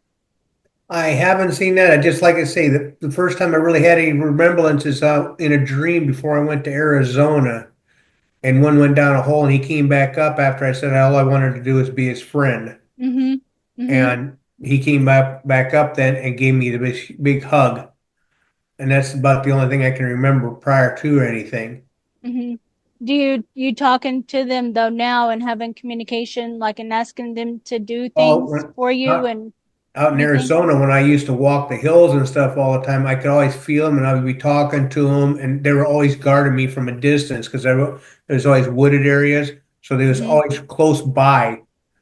Mm-hmm. I Watching. could tell it Yeah. was either Seymour or Fuma, but then one day it was felt different, and that person told me his name was Morok. That Yeah, was because guarding you me. walk through, I think you'd like walk through portals or something. So they kind of watch to make sure that that didn't happen, like, or something. Because I think you have like the fairies too with you, like they sometimes trick the reality and show you something, and you think you're walking into this, and then it's not really that, and then so you'll keep walking, and they trick you or something in that way, or something. So those Sasquatch will kind of are watching to make sure, that they kind of ground you or keep you awake, like so your mind isn't just like wandering like this. It's more like focused, or they talk to you the whole time so you're focused, and then that doesn't happen, so do you remember anything with fairies, seeing like a fairy land, like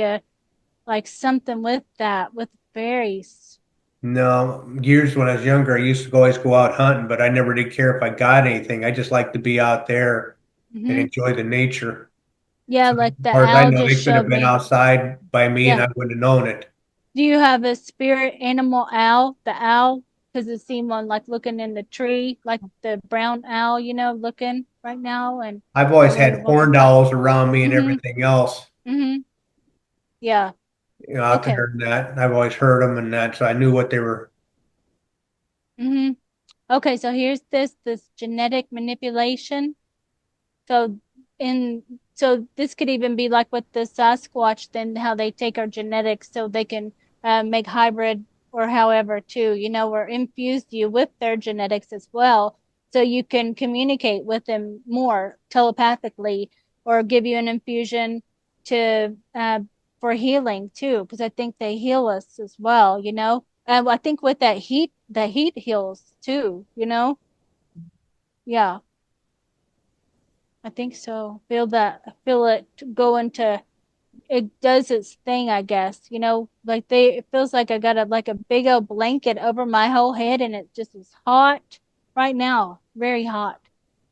So the water element, um, this is, something you might work with the water, the streams of water, um, where you could bless the water so that you could, when you're drinking it, then it would be more like the intention of drinking it for healing, um, or blessing.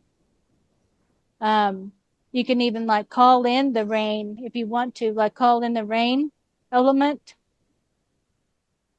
Do you ever do that? Not that I can recall Mm-hmm. doing that. If I Yeah. did it, it was kind of, if it was dry or something, I might have thought, I wish it would rain or something like that, but I don't personally to Mm-hmm. go out and try and call it in. Yeah. Yeah, like if you're needing it, like if it's like a tornado coming or something, then you would be able to look at the weather thing, the map, and see that it's coming, um and then talk to it, or drum, where you're drumming and you're kind of dispersing it, or you could ask for rain to come if you hadn't had it. I think it comes when you need it, not just playing with it, like that. Your intention is for, because the land needs it or something, so you pull it in, but you visualize it. So it's visualizing, you're real good at the visualization of stuff, of visualizing. Hmm. Yeah. Yeah, I believe Okay. what to interpret that, I believe it's like because you do it unconsciously, like you don't want something to happen, like you don't want a storm coming through, or you want it coming into play. I believe it's done Yeah, subconsciously. I Yeah. do it. I do it all the time when we have tornadoes here. Then I'll see myself up in the clouds, and then I just break them apart, with my energy and like healing energy to them. And then just kind of go out there and just, like it's real calm and stuff. And so you're just kind of healing that chaotic energy, So, yeah. So here's this one is mind control experiment. So I don't know. Seems like, were you in the military or anything? Were No, you? I never was. This might be like on the secret, like another place too, with that, because like, cause what is that? It's like, I think it would be. Do you do remote viewing too? Do you? No, I do not do the remote. Yeah, Until I met Katrina, I was kind of searching for answers and stuff until I met her. yeah. So, but Then kind of got me in straight and narrow then. there's something though with your mind, like in the programs, so you might have been taken now because Katrina's taken too, so they want to take you too to see, all these things as well. Um, I feel like you're more intuitive though, like like psychic intuitive, where you feel it, I do more where, feeling than anything. yeah, because you can feel the stuff, you know? So, yeah.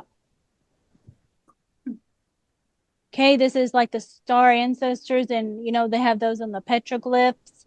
Contact with your star ancestors. Yeah.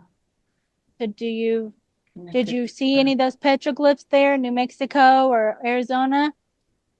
Never did actually go and see them. I knew Hmm. they were on there Never did actually go and see them. Yeah. So this is more like Pleiadian, I think, energy, or Syrian, the beings, that are the star ancestors of the Native American, and they're in communication, like on ceremonies, and then they would call them in, in their ceremonies, and then they would see those beings appear, the ant people, the Pleiadians, they had all these. So, do you do drumming? Do you do the drum, I was the a shaman? drummer in high school. Okay. Yeah, so that kind of puts you in a different state of mind. Like you just almost like an altered state, and then really fast too. You just have to just do it a few times, and then you're gone. You can like shoot out of your body or something. So do y'all see that too with Yeah, he's doing very that? connected to Native American. Oh, okay. And he loves the music and the drumming and the flutes. Well, Mm-hmm. like when we went on our honeymoon, we left Four Corners. We went to the Four Corners on our honeymoon. And when we went through New Mexico and got into Arizona, I just turned to her and I said, I'm home. Oh yeah, New Mexico, in New The Mexico or Arizona. northeastern Arizona. I says, I'm Yeah. home. Mm-hmm. I feel Yeah. I'm home Yeah, on right our there honeymoon. by the thing. Yeah, by Shiprock. Did you Yeah, we ever go went to to Shiprock? Shipwreck. Yeah. Mm-hmm. Yeah, I'm drawn to that area too, to Shiprock, and then there's the Chaco Canyon and all of that right there is when I want to, Yeah. and that whole upper area too, right where you said, with the petroglyphs and monuments and all of that. I think it's maybe the ant people. Do you feel the heat from the ant people like that? Like it would be a lot of heat in your head, and seeing that they would go, and then they help the people there go inner earth when that cataclysm, when the great flood, or when the earth changed, and they led those people inner earth, or to safety. So I think they did that for a lot of people, though, because they're more spiritual. So I feel like you're connected with the ant people a lot. Cleanse your chakras, so you can do that when you're drumming.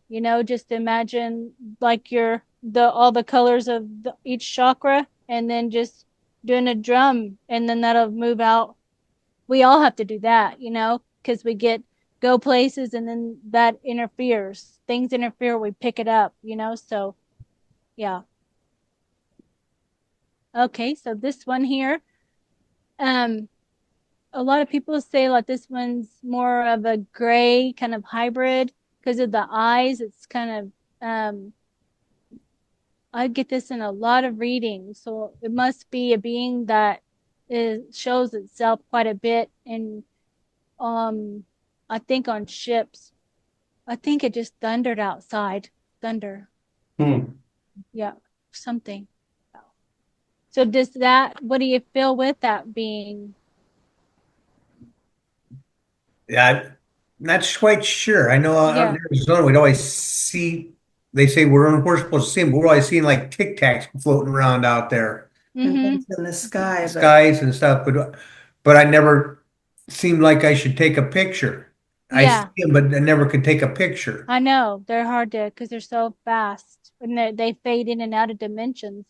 So, oh, see, this is you, your radio frequency. So you have this, you're able to tune in your radio, your mind to all these higher dimensions. You just have to, you find whatever one you want to talk to, and then tune into it, like the radio station. Like the Sasquatch is this radio station, and then this is this one. They're all different frequencies to tune into, and you can do that very easily. You just thinking of which one, and or whichever one be talking to you. You have the whole radio system too, so they can tune into you too. So I think you keep it pretty open for communication.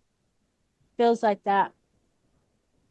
Do you think that too? Do you I, communicate I, with? I, yeah, I feel that that's That's right. Yeah, you do have that. You do tune in. You just don't always know that you're doing it. That's the thing. Yeah. I have picked up on that. Yeah. I Mm-hmm. agree with that. Mm-hmm. Okay, and then the eagle. So the eagle medicine, the spirit guide, the eagle. So you might um be more. Do you know if you have you seen the eagle or Not no? here, but out in Okay. Arizona, we always had a golden eagle circling us. Mm-hmm. Always around us, always circling. You And he could call said them and it, tell he them to come to you now, you know where you're at, because maybe come in closer so you can see them or just think of them more because they give you the medicine, like that too. uh, Yeah. And he, I always thought that, of course, that was the golden eagle we had out there. I always called it Black Hawk. It's Oh, like okay. I was that was who was watching me, my guide, Black Hawk. Nice. Yeah, I feel that. Yes, you can say Blackhawk, like come over this way so I can see you again. Because they probably do. They just kind of, are up higher, or there's other things there, like the Sasquatch that are up front, they're in the front row. And so there's like layers of, a whole stadium full of beings that watch, so you just have to say Black Eagle or Black Hawk. And then they're like, ha ha, I get front seat.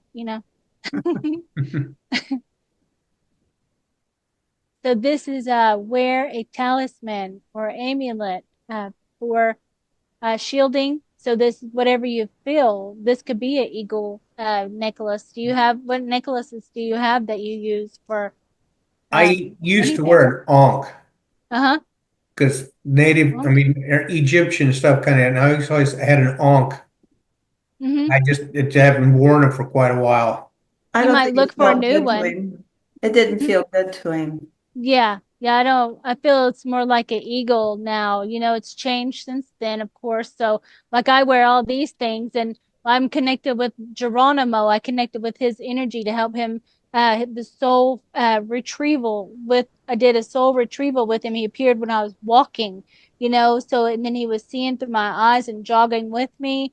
And then I asked other Ivan Teller, he's a channeler, and he said that I was his wife or daughter or family member before, so I felt that strong connection. I was seeing Geronimo and I was sitting in front of him and he was showing me doing his like herbs and magic stuff, he's like real magical, really magical, like I would say a witch doctor or something like that, where he could do something good or bad, whatever he wanted, not whatever you wanted, but whatever he wanted to happen, so he didn't, he's really quiet too.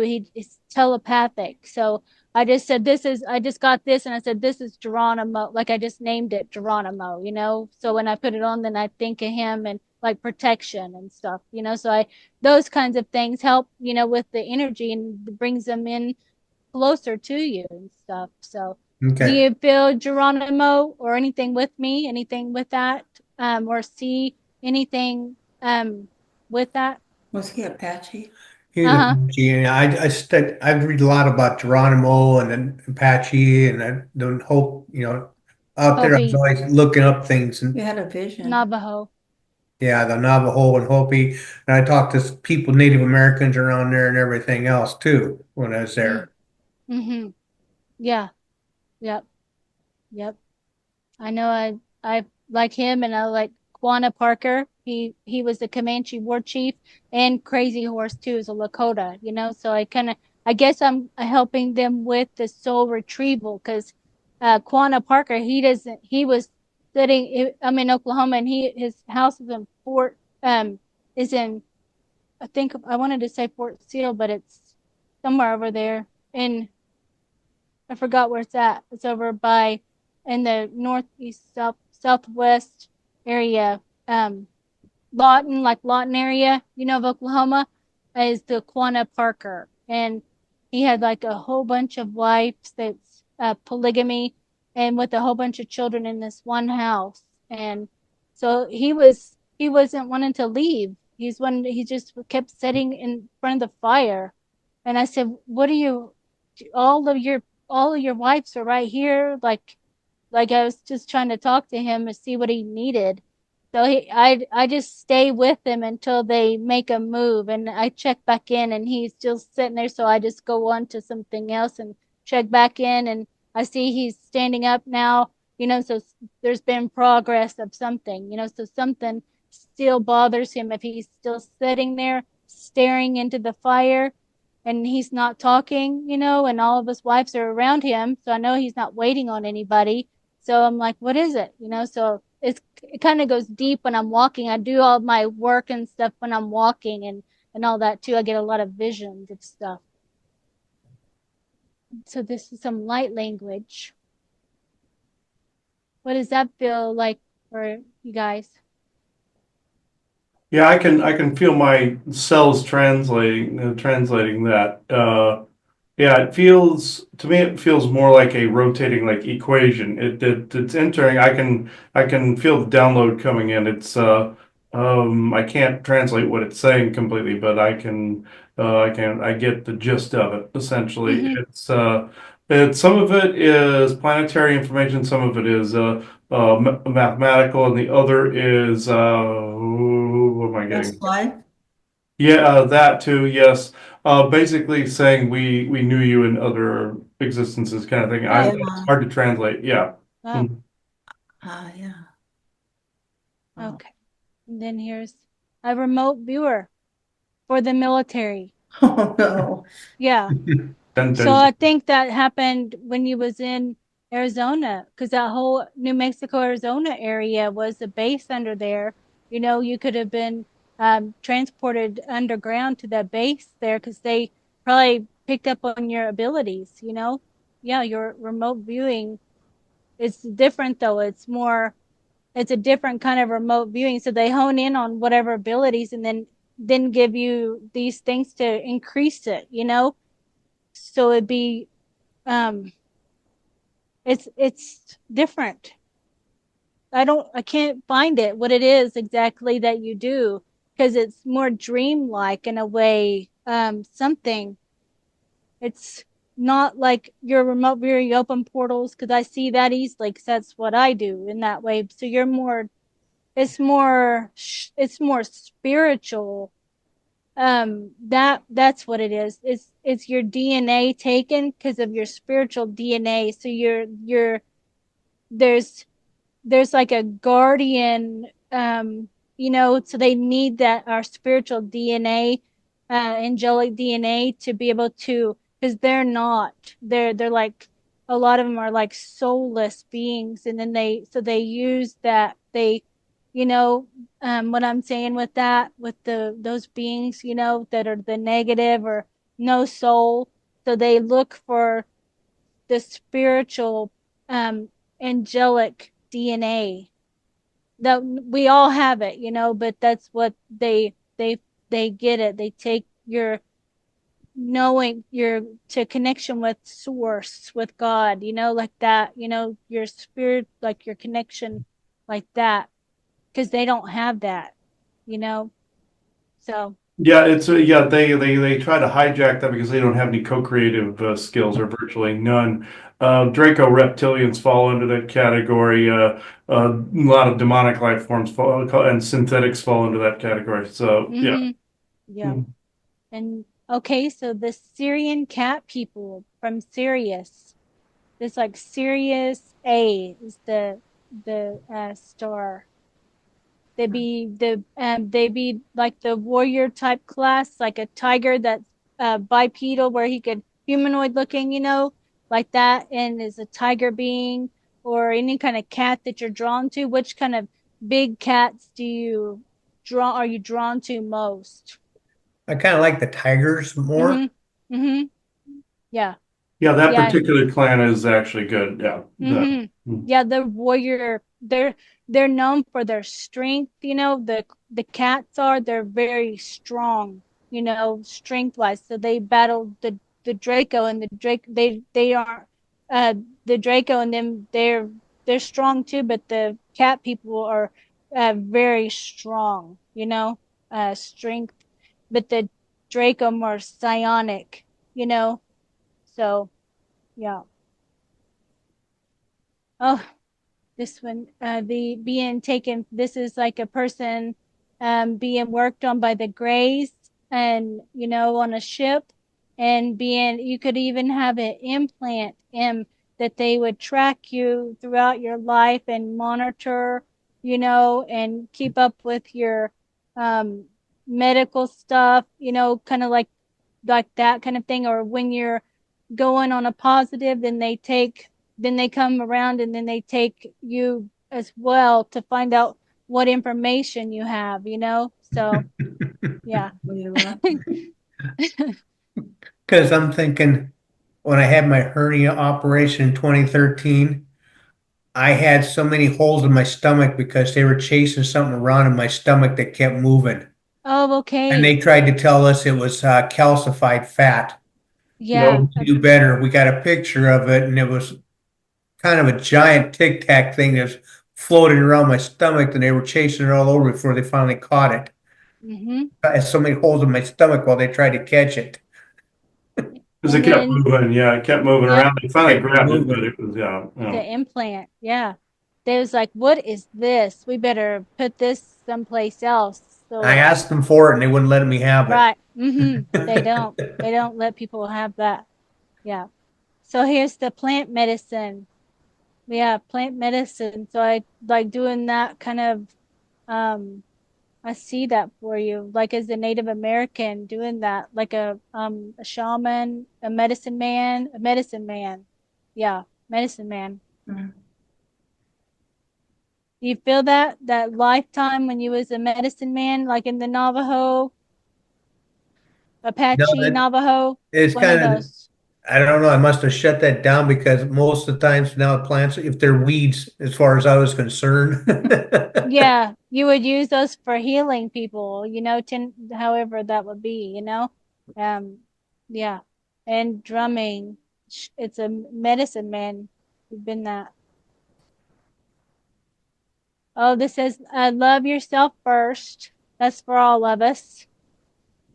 That's for all of us, because that's how we have to work, Loving yourself first. And this a gray. What do you feel from this one? A little bit of freakiness. Yeah, yeah, I do feel that. Like a different, just kind of being a little bit nosy too, like that as well, you know? Yeah. Yeah. And the last one here, what's that say? Oh, implanted by the I had alien. that in me. Yeah. I Yep. think all That's of the it have that. technology. Yep. Yeah. For tracking us and stuff. So, yeah. So, what do they think with the reading now, with the Sasquatches, with the cards? So, how do they feel with that, with all the messages? What do y'all think? Yeah, they feel it was accurate between like both past life and current. It's intersecting multiple existences, expressions, planets, some good life forms, some not. Like that gray there at the end. Yeah, that one. I've spotted ones like that numerous times. That's more of the Orion-esque Oh, variety, yes. and Mm-hmm. so yeah, us and them tend to have a bit of a rub there, but and some zeta and evens. Yeah, I remember the thing with the stomach implant. I remember around the time that took place. They had that thing running around in his stomach, and I was thinking, oh yeah, this is definitely alien. I know there's residual memories there. So yeah, you nailed all of that. Mm-hmm. We don't always befriend the gray Right. species for this reason because we've caught grays screwing around like that when we Yeah. don't want them to. Um, and we've befriended mainly the forest people and also Isaac's people. A few of the Nordic races that are out there, from both Pleiades, Cassiopeia, and a few others that we talk to quite a bit. Yeah. And and there have been a couple of gray species that have been kind. I've run across, but Yeah. the ones you showed abducting that, those are usually the ones that I'm usually helping people out in sessions get rid of. So Yes. That's the point. I Yeah. think, what I really appreciate about what Yeah. you're doing is you're bringing things up that, have potentially happened to people. And as you said, the point of all of this is to, maybe recognize it. And again, the goal is healing.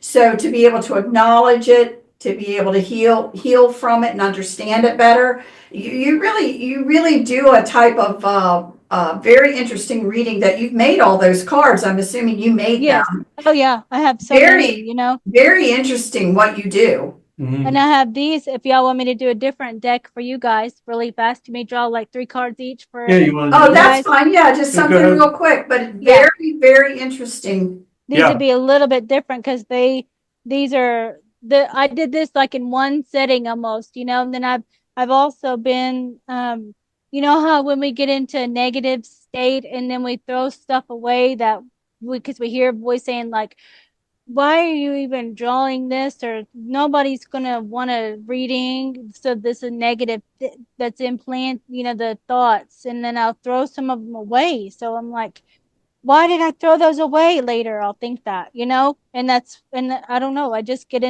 we just hear those things, so I'm not able to assist them with the whole thing, and then I have to redo them, and I'll have duplicates in here. And I'm like, oh, if there's a duplicate, that's because I threw the first one away or something, like that. Mhm. So that Mhm. happens. That's So did you interesting. have something to say, Katrina? Was something coming to mind? No, I'm just interested, changing and shifting. Uh, So, yeah, Okay. very interesting. Okay. I'm sorry. Is it Jennifer? I forgot your name. Joanna, Oh, Joanna. Yeah, Joanna. You should put your name on there. I want to send a friend request for Facebook so I can get to know you better too. Yeah. and you picked up on Jennifer. That's actually her sister who's passed away. You just picked. Oh, okay. All So right. You look yeah. like a Jennifer though. So this is for you, Joanna. 1010. This can be, I'm going to turn this light down so it doesn't. So 1010 is like either the CN 1010 or the frequency or something like that, or just synchronicity of numbers. And then this being, I think it's more Arcturian, but I don't know what you feel from I it. feel he was visiting us the other night. Right? Yeah, that one. Yeah. There was one that came to us the other night. Wasn't good. Wasn't good though. He Oh, looked like okay. that though, He but did. Okay, so it's a gray. Yeah. So yeah. yeah. Okay, we're so gonna be here's a right whole. back. It's Okay. Sammy. Oh, oh, my right ear just kind of changed the frequency. I mean, my left ear right here just changed the frequency. Maybe Hmm. Fuma left when he did something. Oh, yeah. I think they're following him out the door. Yeah. Yeah. Yeah, he had to take Sammy. Sammy was clawing at our ankles here. Mm-hmm. Yeah. Mhm. And then this is what's it say? There are many altars, in your other realities of you. Hmm. Well, I always joke, I say I've done it all. Yeah. Yeah, because they would take our DNA and then put us in clone bodies and stuff, Mhm.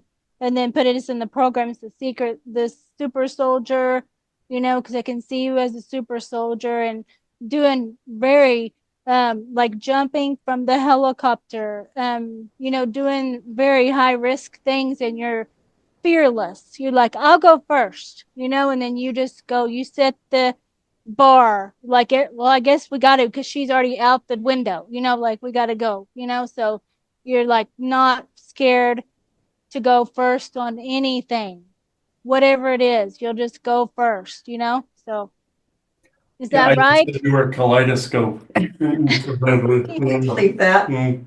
Okay, so now this is Chris. Hmm. Trying to make it not glare. Is Interesting. it blurry? No, it's not blurry now. Okay. Oh, that's interesting. That's definitely quantum light language, but trying to read that. It's To me, it's in quantum, it's a mix of both logic and intuitive. I'm trying to translate it, but Mhm. yeah, it's difficult for me to translate that one. Yeah. I just leave it for that because it's more when I'm doing these, I'm in the trance-like state too, and I'll sometimes fill up the whole deck of cards and just going, I'll have the right pins and everything, and I'll just fill up the whole thing one after another, and I'll do that. So then we got these guys. Hmm. Yeah, those two decided at the beginning of the show they were going to try to come in at one point. Those look like Zetas to me. Uh-huh. Yeah, and that's how they're communicating that you see the light language between them there, or that language between them. That's the telepathic translation. Yeah, that between them. It looks kind of like that to me, but when it looks like energy swirls and stuff like that. But that's how it would be written in like an equation form. Yeah. Mhm. Yep. And you got the same many authors. Mm-hmm. Yep. I'm kind of like a more of a United Nations in that respect. Yes. Mm. And then last one here is you're the Eye of the Storm. The Eye of the Storm. I don't know what that means for you with that, but it's like head on. Like I think of something, you go on head on with something, not afraid, fearless too. Mm-hmm. Yeah. Kind of like that's where when I in sessions I'm it's more like a warrior type A wrecking ball. wrecking ball. Yeah. Yeah. Yeah. Um. Yeah. Yeah. I didn't draw as many because I didn't know. I Oh know we no, didn't. that was very Yeah. interesting. Your decks are very interesting. Yeah, they are. Yeah, most definitely. Yeah. But when you're in the eye of the storm, it's peaceful and calm. Oh yeah, that's It's the true. outside that isn't. Yeah, Yeah, it's the with the blade that's on tornado. the outside of it. Yeah. Oh, that also. Oh, yeah. So basically, interpreting it, saying "I, the store, calmed." The word that the Force people use is analum, or analum. It means calm in their I language. think that's what you're trying to learn. Yeah. Somebody went, okay. Oh, that was Isaac. I shouldn't say somebody. That was okay. Somebody went, Isaac. or he went, duh. So See I, how many I create, like I draw all of these That's on. really those are pretty interesting. cool. Fun. Yeah. Yeah, so Beautiful. many over. I love drawing, and I ask them to help me with drawing how they look or something, that will help them, with their readings and stuff. So that's why I'd make the intention. And then sometimes I can't even draw, so I'm like waiting for the kind of the download, I guess, or the infusion of their energy to come in. And so if I don't feel it, then I'm just like doodling. It doesn't feel, you can feel the energy, definitely. Yeah. It's heating up. It's definitely heating up in here. 'Cause there's a mix of energies. Like I said, it's mainly the forest people. There are a couple of grays in here as well. They're further off that direction. There's yes, Isaac. I won't forget the midgets that are around. Thank you. Right. But there's shorter people out here that are dwarven. Oh. And they're the ones like I'm getting also, I look into a lot of the Asgardian material too, like Kingdom of Asgard, Odin, Thor, all those type of things, and these dwarves are from that grouping. Like the creators of the Bifrost, weapons of the gods, things of that people of that nature.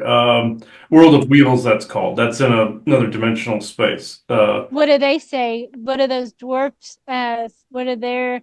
I see the whole bunch of them, like the Wizard of Oz had the little dwarfs look, like that with the little bitty fingers and stuff like that. Isaac just busted out laughing. He goes, "Yeah, they're the proverbial lollipop guild." Yeah, all right. He just took that as you were poking fun at him. So it's like, so he started busting out laughing, and they're actually more serious. They're greedy. Yes, they are serious. Yes. Yeah, they're more like, and he's like busting out laughing. They're just so what they do is they lift a glass, like a cup, and when they tilt it like this. This is their greeting, kind of like in Star Trek where the Klingons would go kapla, meaning like success or something. That's their version of it right there. Yeah. And meaning that's a greeting and a success, like blessing type of thing when they do that. Yeah, there's a lot of dwarves here. Okay, and then the other group is Japanese samurai. That's the Untumbans. That's the proto-Japanese Oriental race. They come from space too, and they helped colonize different aspects of the Earth originally. And when you were picking up those lines in the beginning, and when you and I were talking privately, I have next to me some Japanese artwork that has both dragon and those cats, those guardian cats on it. There's like about a dozen of them. And oh god, there's Asgardian. I can see them, Odin, Thor, and the rest of them. And what's that other group? Tartarian World Unity. They're here. That's they don't come out very often. They are in a different dimensional state. They like to pass the message on to the people. We're still here. We weren't actually demolished. We didn't go anywhere. That kind of thing. They were a mix of some of some of the Oriental races, along with what we would see Russian and Ukrainian today, a mix of those people, and also white European as well. And they tried to say they were tribes of barbarians. They were not. It was a unified, basically world unity, and bad guys tried to break it up after a while. And history records that that happened, but they're still around. And the only reason all these groups are like even standing next to each other is this: they wanted to show all of who was essentially was around us. Yeah. And there's somebody else I'm missing here. Okay, I could feel I'm missing somebody, but Was something with Irish, anything with the Irish folklore, anything with something with Irish. They all have Irish blood. Leprechauns, yes. Uh-huh. Okay. They're like, we want representation, damn it. Okay, so good. like, all right. Yeah. So yeah, I'm seeing. Yes, I see. We were just talking about that earlier. We should have done a show on St. Patrick's Days and brought through the leprechauns. Oh yeah, because we didn't do that this year. We got to do it next year. I spoke to somebody in a session this morning that had some leprechauns in their session. So yes, Isaac, I'm going to remind them if they found their lucky charms. Thank you. That's what I thought too. I was thinking that. But they just roll their eyes when anybody does that. So I thought that, like the leprechaun on Lucky Charm tie is magically delicious, you know. Mm-hmm. And Isaac goes, depends who you ask. Okay, so all right, okay. Who is it that's actually speaking today? We'll can go into the channel, obviously, because there's a ton of people here. So, who is it that's talking? Is it the Forest people? Yes. Okay. So, yes. Is this Fuma or Seymour? Seymour. I wanted to make sure. Okay. Let's see. Okay.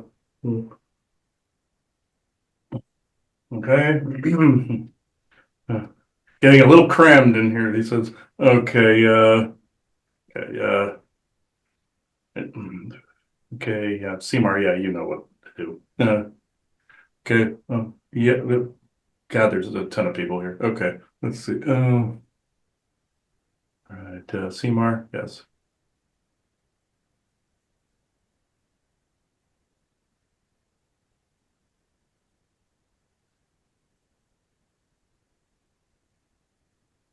Yes, it's I, Seymour. I've not spoken for some time on these platforms, even though you usually have the world of Sasquatch and the lifting and GAC and the rest of them. I've had to take a step back for a little while. Our home state of Arizona, there were matters that I had to attend to. And now I'm back in the swing of things to be able to speak this way again. We figured this was a perfect opportunity. The reason there are so many here is because not only did this conversation needed to be guarded because of the intensity of the energies when you are unifying in this fashion, the other forces tended to be, you would say, party poopers. So more than that, but more like irritants. So we had to come in with a few of our warriors. I'm more of the type that you would actually see coming and going from a spaceship. Others may not prefer that reality. My brother and I, Fuma, do this quite often. We've gone out into the galaxy, interacted with the Galactic Senate on multiple occasions. All of you here have actually been on board our ship, including yourself there, Christy, at some point. We apologies because we know how much he detests memory wiping. He sees this as negative. In some cases, absolutely, it is, depending on who does it and with what. But there are some instances where it is absolutely crucial to the health of the psyche. In some instances, or our flinch test, as you say, uh, there there are multiple variables too that are in play there. Whereas, excuse, no, in this instance, sorry, there were others that were wishing to interlope on the conversation. They are being kept in the corner off that direction. But there are multiple entities here as far as ETs go. What I was trying to say was, in Arizona, we had the ship that we do use is quite small. You would actually only see it as an orb, where we would come and go, very much like your Doctor Who TARDIS, where it's bigger on the inside. And other races use this technology. Others have light tubule type ones that look like a dancing soup can. It depends on the race and also the classification of ship, like very much like in your Star Trek, where they have different classes, different uses, things of that nature. I won't bore people with the technical specifications, but some other race can do that. Maybe Isaac can be boring for once, but in this particular instance, I can go into question. So tell me, what did you like about Christie's and her cards and what she was doing? This was fascinating to us. This is what we have been poking at him for some time to integrate into what he does. Even though there are both good and bad factions on those cards, this is the way the yin and the yang is balanced. You see, where within the read, this then reflects certain current situations that are going on, and also past ones that led to the current moment. This is actually a well-balanced deck. The most races that you've had around you have translated their own language, or I should say their own version of quantum. It actually translates within the quantum field as how you drew it exactly. This is exactly how this looks, the way it is transmitted back and forth. People can't always read this if they're not receptive to it. It comes through in ideas and intuitive knowings and inklings. And creativity, when you created this deck, you created it based upon that language primarily, and also the beings depicted. Yet I don't see one of our pictures in there, but I won't hold that against you.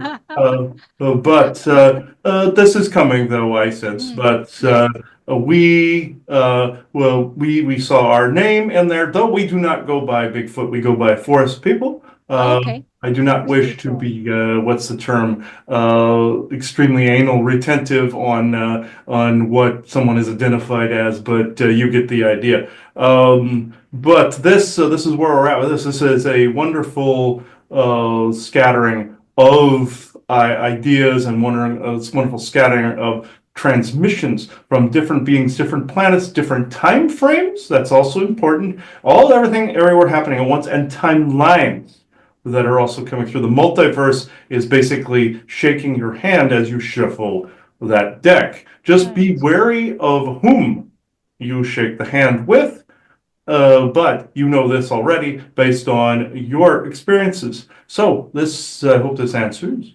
Yeah.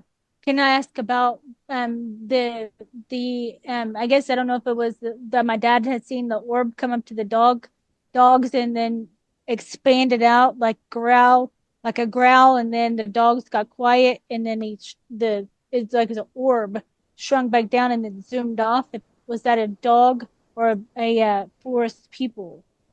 That was our people actually doing this. We have come to people and done this multiple times. There was actually something nearby that we were actually protecting against our people. We're in that area. They tend to blame us in that area for the whole Boggy Creek thing in Arkansas and Oklahoma and all of these things. But at the same time, we've actually have a you would call it a hot spot in all of those areas where you live and further north, where we come and go from also throughout the Ozarks, as well as Gnomish people do quite often, as well as we go traverse in our little orbital spacecraft. So yes, this was indeed our people's doing. Oh, nice. Yeah. Thank you for coming in too, and I would like to have more interaction with you, with the forest people, and get to know them more, since I'm more in tune to my cards here. So I would like to tune into the frequency, the language. So if you wanted to give me like an infusion of your language when I'm drawing, so I can kind of share that information as well, I would like that. The word we use, this is interesting, the word we use quite often is analam, meaning calm, or as my brother would say, analam, always, meaning calm, always. And also, he is warning, be careful what you wish for, because we are prone to practical jokes as well. We have done so multiple times in multiple places. My brother takes far more risks than I do, I believe. But others in your area, be also leery. There are some that don't care to be communicated with when you start picking up on our people. Some of them prefer to be more private. Or if you go into a territory that is more guarded, you might not get as warm a welcome as you would expect. It's nothing personal. It's just a guarded area. But for the most part, the tribes are going to definitely initiate communications. Also, any other questions from anyone else? Katrina Laverne, you have any questions? Not No. really. He's No. just kind of mesmerized by what he's saying, but no, I don't have any questions at the moment. Yes, yes. Someday I will get that hug from Seymour. Well, this has actually already occurred. You just do not remember. No, you at some point it will be open enough out there that you will remember these things. It's also matters of frequency as well, where if we laid our hand on you and close into your frequency, your energy couldn't handle some of this. You see, where we met was an in-between holographic space on the craft. You see, where Fuma showed himself in the picture, he was actually meeting you guys part of the way into frequency. He took great risk doing things like this. I did too, but I didn't expose myself as much as he does. I kid with him because he's a risk taker. But with all of you here, you've actually all met us at least once already. This is also why we helped initiate this meeting. Also, Spirit Family as well did as well. This is why they were mentioned briefly in the session here. Also with some of the military aspects mentioned. This would be Bob that relays his best, and Vivian do as well. Aha. One of them wishes to speak currently. Hold on a sec.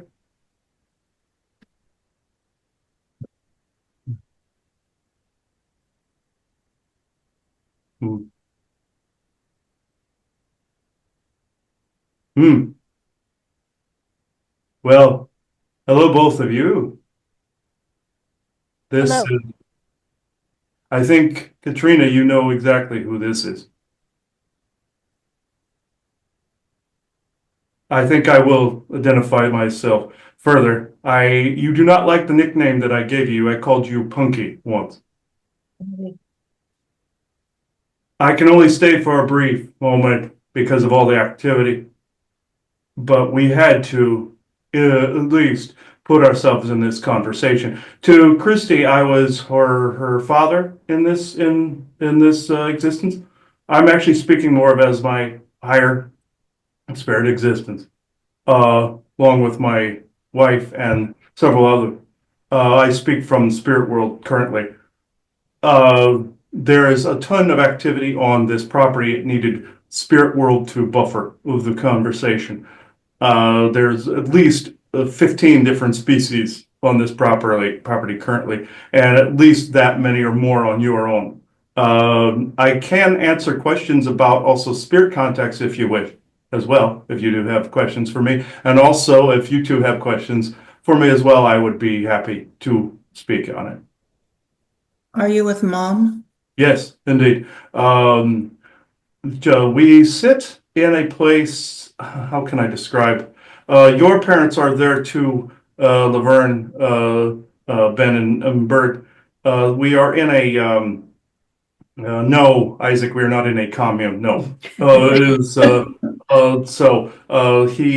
He's a dork. So let's see. If you saw our environment, it would be similar to a house on a farm. At least that's how Ben and Bert's are, and also near a stream. Ours are essentially how Hartley House was previous to any construction, but in an open farmish type of area. It's hard to describe it. There's trees, animals. A lot of the animals from the past are there, but there is a water source which represents the connection to Earth or Midgard, essentially. And this is how we can traverse back here and back and forth, or at least how you would interpret back and forth. So, is there any other question?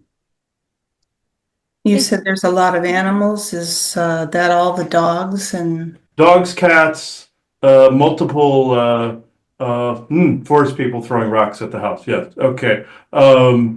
Yes, there are dogs, cats, and there are multiple other wildlife like birds, hawks, eagles, and the like, and many other beings that you would not necessarily be familiar with that traverse through that dimensional space. Haas, Woody, Winston also are present, as well as multiple Brittany's German Shepherd variations and Border Collie variations, cat variations as well. Your kitty Tom, for instance, and let's see, Angel, Copper, all of them as well. They are all present. Even the orange kitty Booby, he's present. So all the ones, also your Corky as well. He's around. Everyone that you have ever had contact with in that respect, animal wise, is present, including various like rabbits, squirrels, and the like as well. Golden there- Retriever? Hmm? Golden Retriever? Indeed, yes. Yes, your Grayson, yes, is definitely around. Runs in and out of the farmhouse a lot. And run as who wishes to speak? One left.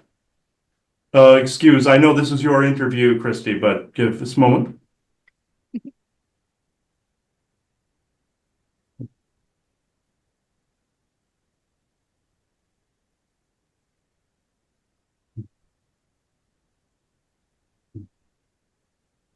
Laverne, this is actually your father, Ben. I can be brief only. I was asked to attend in spirit today by himself on a subconscious level, but I can talk for a short while if you wish. Did you? Okay. What? I'm just happy to hear that he's there and doing good. He or me? You're speaking to me face to face at the moment, even through the channel. I'm not some weird variance of some sort. I'm the one you are actually speaking to is the facet that was your father on Earth. I am in a farmhouse essentially. We are more on a soul level. We're more galactic architects or creation architects. We plan to come in the exact way we did, and unfortunately leave the way we did, to be able to how can I explain in human terms? To be able to better the timelines better than when we entered it. That is the quickest way that I can actually state. I know, Well, I'm just on their behalf because I know what's part of what they're thinking, but they don't want to say anything. Can you give them some perspective from where you stand on some of the life events that they're experiencing now? Because it's been a little difficult for them, and so I was hoping you would do that. Yes, I have gone nowhere. Any of the spirit that you know has gone absolutely nowhere, even if your human self does not recognize this. All the trials and tribulations you're going through have been absolutely recognized by spirit and soul family. And it is, well, I don't want to say the tribulations are supported, but the fear, you have no fears with surgeries or with anything of this sort, because this has the full backing of ourselves.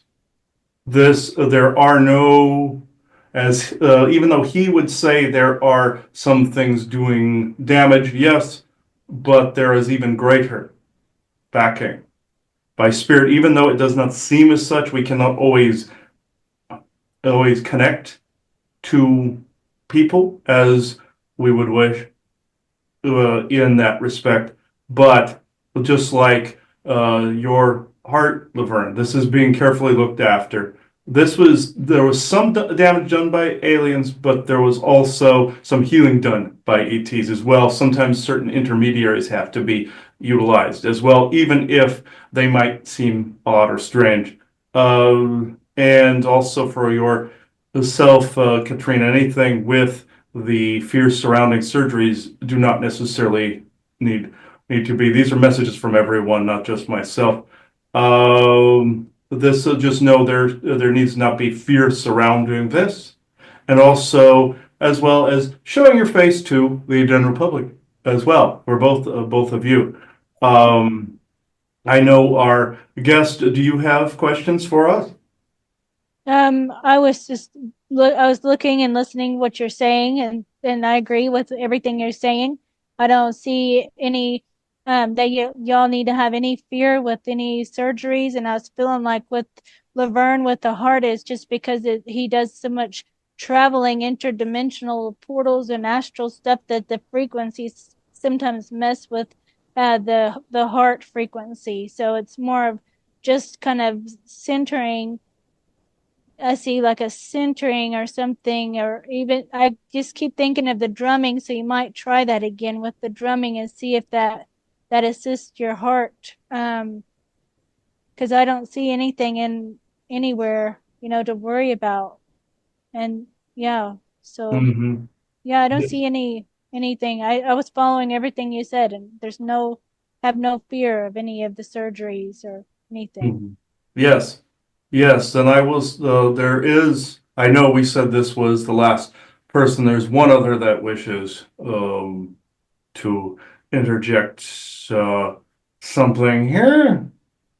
Uh, uh, just know there is great love towards all of you here, but all family everywhere. They are always around, even if it seems like that light bulb turns on and off. It never turns off. It never has, never will.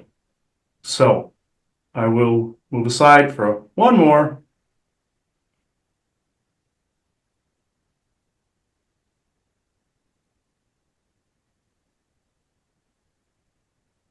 Well, hello, everyone. I think you know who this is. This is Isaac. Mhm. So, I was going to say greetings, ghouls, but I didn't do this since somebody here has an aversion to using the word ghoul. I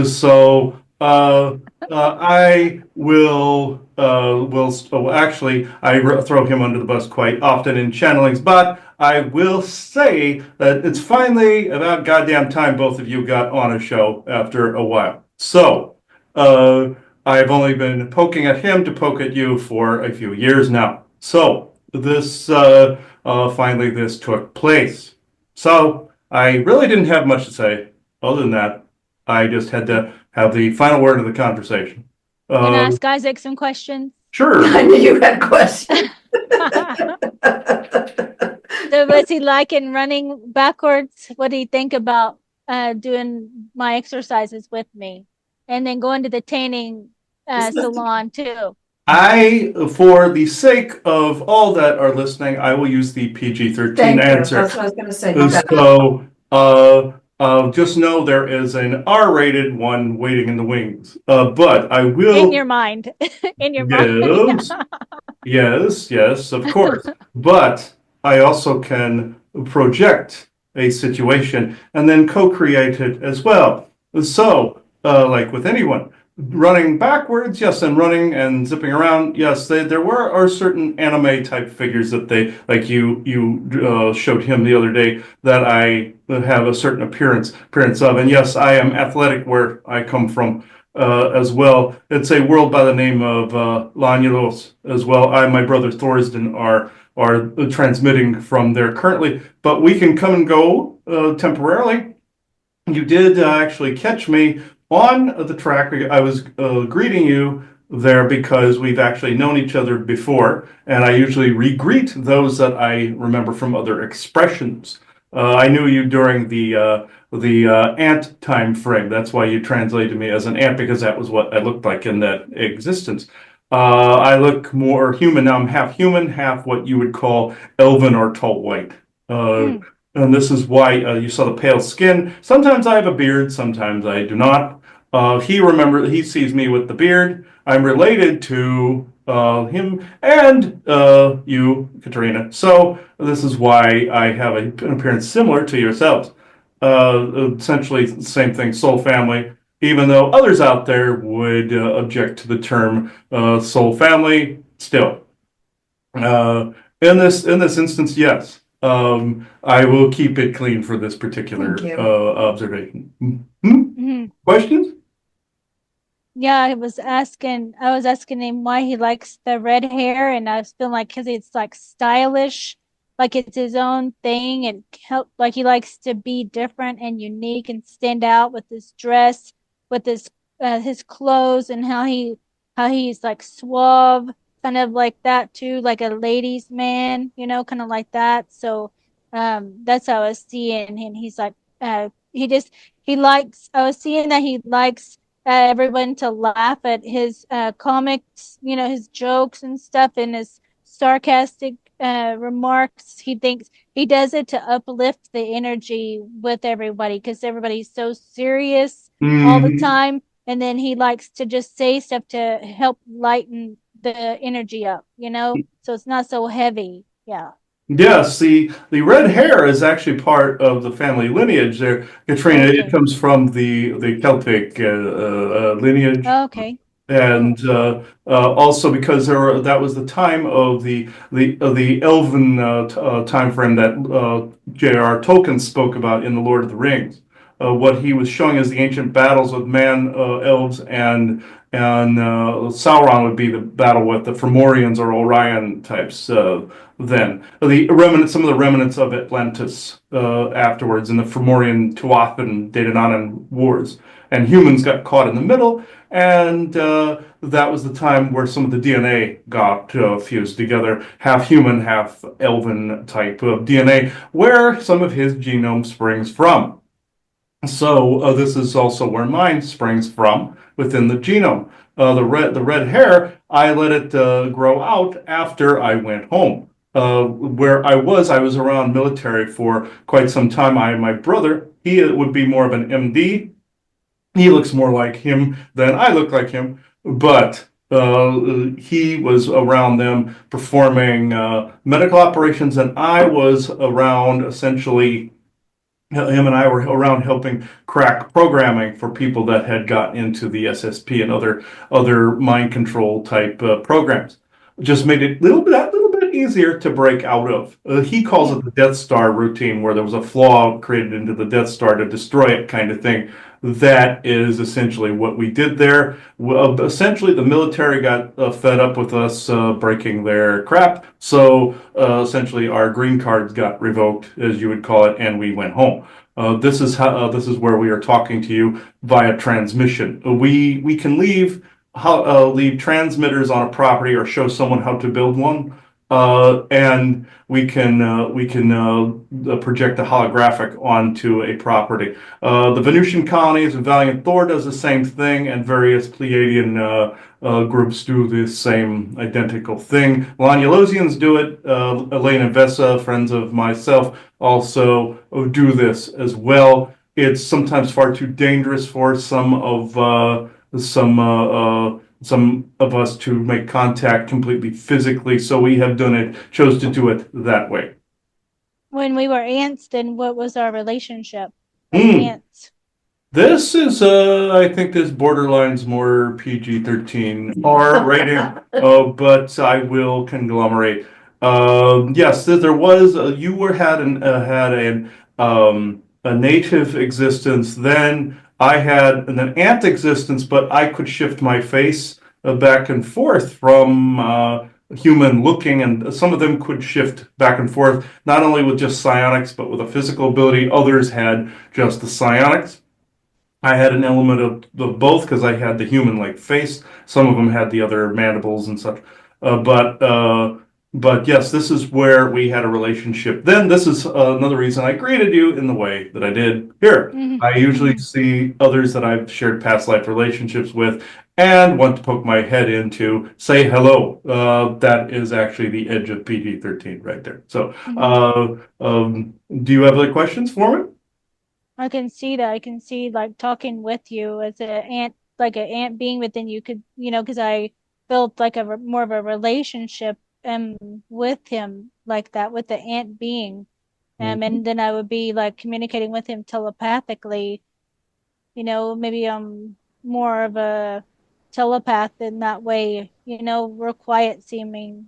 And then you would lead the family inner earth. Is that what was going on? Like with the um, was it like the shift in the earth or something that happened, or with the flood, and then the ant people guided the natives inner earth? What had happened around that time was when Enlil decided to, and some of his kin decided to help flood the Earth. He was attempting to take out other giant races on the Earth and other genomic structures that he did not care to preserve. Our people saw this and wanted to save people from from drowning. So other certain races and genomic structures were preserved within the inner Earth. The flood took place over roughly a decade period. It wasn't like the Bible said, 40 days or however they said it. It was over a decade.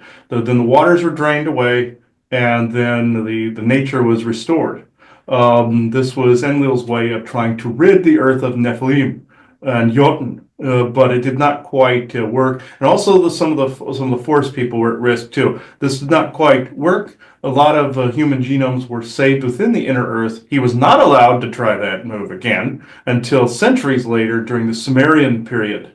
There was a second flood. Third time when some also Orion and other dark Anunnaki forces tried it again was during your Tartarian mud flood. It was more like just basically a sewer overflowing. They couldn't quite get it right that time, I must say. But there was the major flood around the times of Atlantis. There was a second one in your Sumerian period, where some of your Noah story comes from as well. Same thing with the flood that came before; they kind of got merged, and then you had your mud flood. They attempted to do what they did in the past, and they could not. The power just was not there to do it. Galactic history would show that resources dwindled after a while, after the last great galactic war.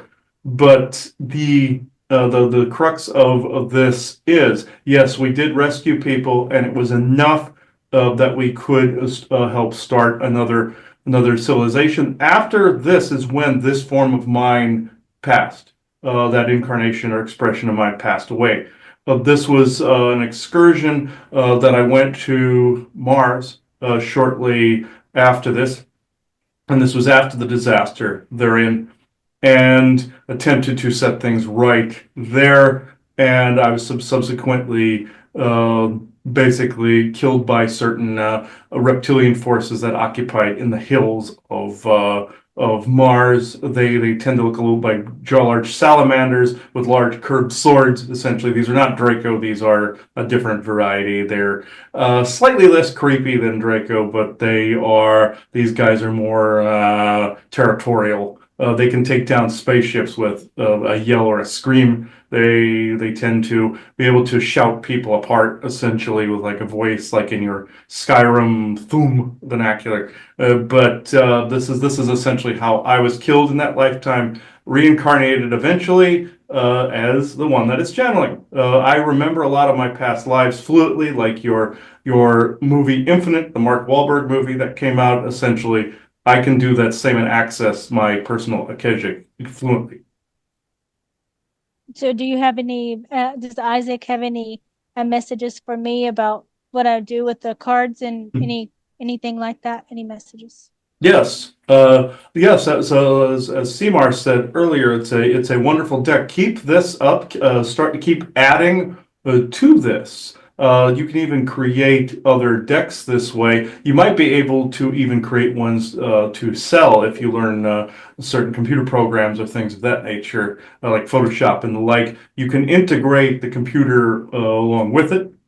But the way you do your sessions, absolutely perfect to show people what they've been involved with. But as Seymour said, yes, adding additional species in there would be warranted.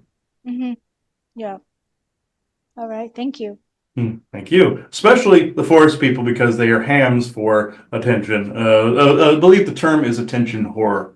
So, Yeah. Sorry for PG. okay, PGR. Okay. I guess if there was a rating in between, it would be PGR. So, and no, Thorsden, it is not NC-17. So, or X. So there we go. So this is where I must attach from himself. Any other questions for myself beforehand?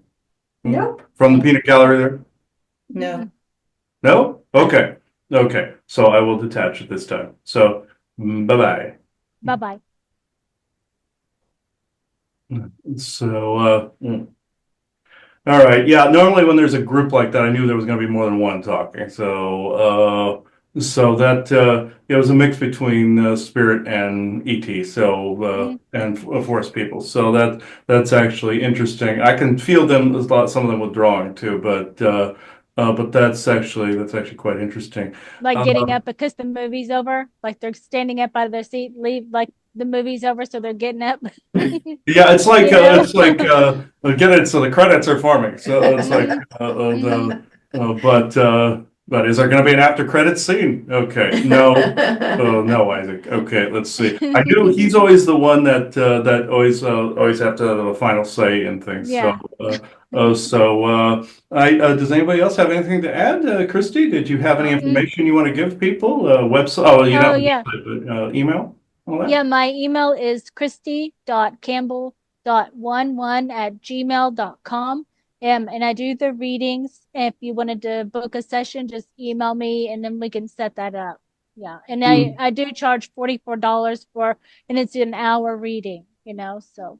Okay, all right, that's great. Does anybody else have anything to say? Or It was anything? wonderful. It's wonderful to see your work. Yeah. Thank you so much. I Very enjoyed nice this to a meet lot. you. Very healing for me too, to interact with all of you and everybody in the audience too, that's watching our movie that are getting up out of the crowd. We're not done.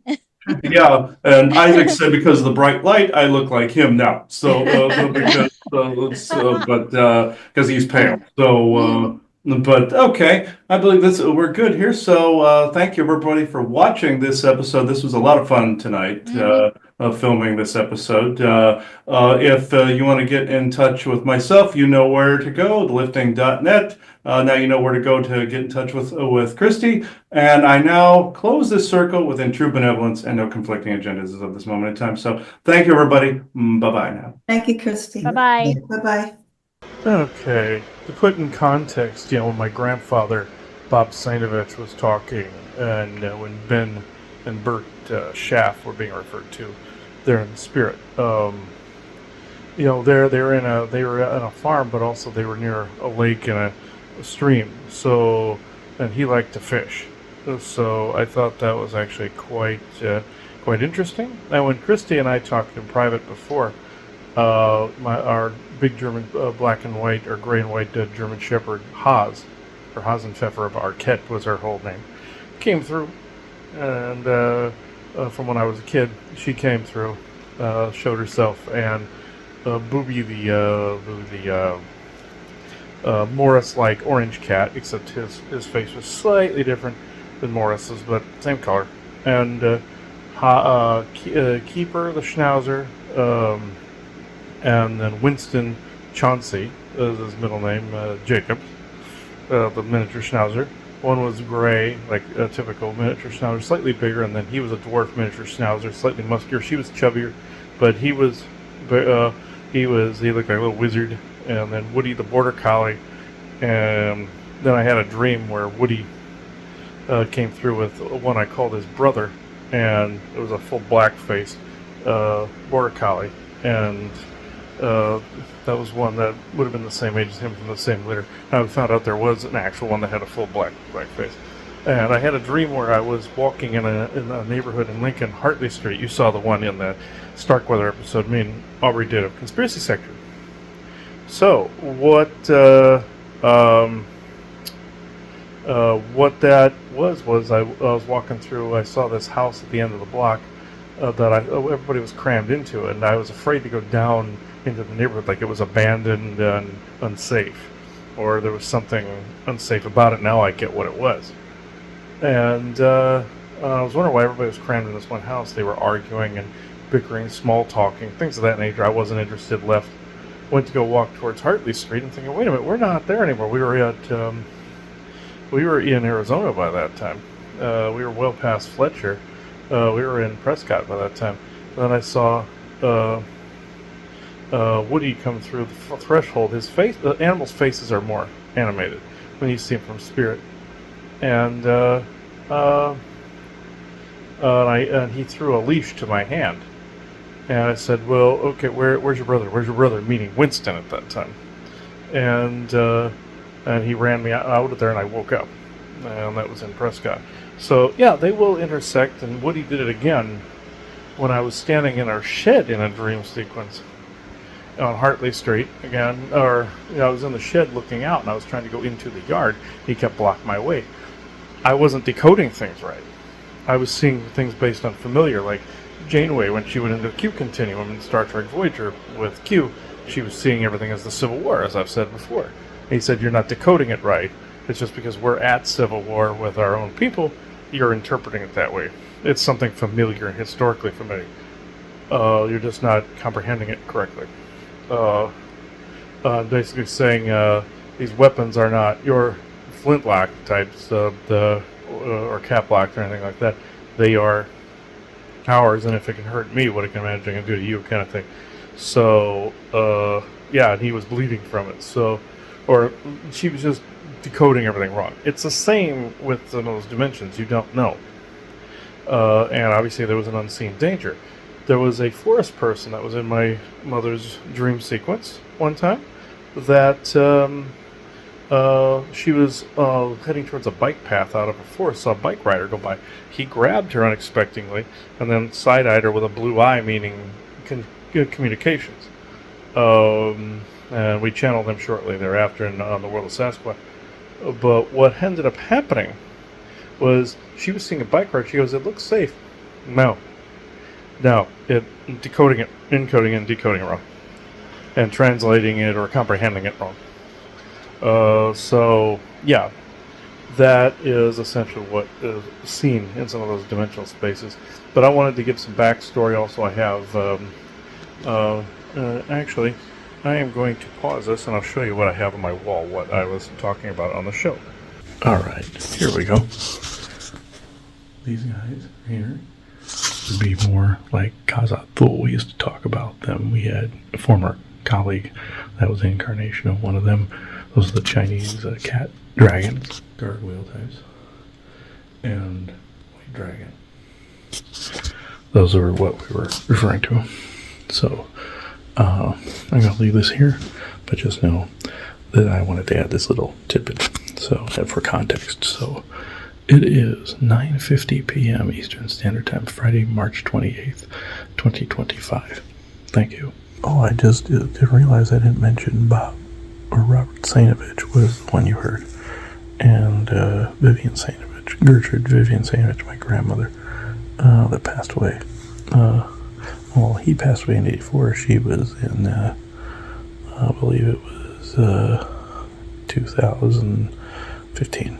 So yeah. Hers was Alzheimer's, his was heart attack. I believe it was both targeting, but so that remains to be seen. But that's my way intuition says. The other one was Ben and Bert Schaff, or the other two. Bert's Laverne's mother, Alzheimer's, and had Alzheimer's, and Ben was, I believe, natural causes. So, anyway, yeah. So it was interesting. And then Laverne's mother came through one time in Prescott. She kept hitting the buzzer on the dryer on that, and he couldn't get back to go to the funeral back to Nebraska. So they had a little ceremony of their own, and the buzzing that stopped.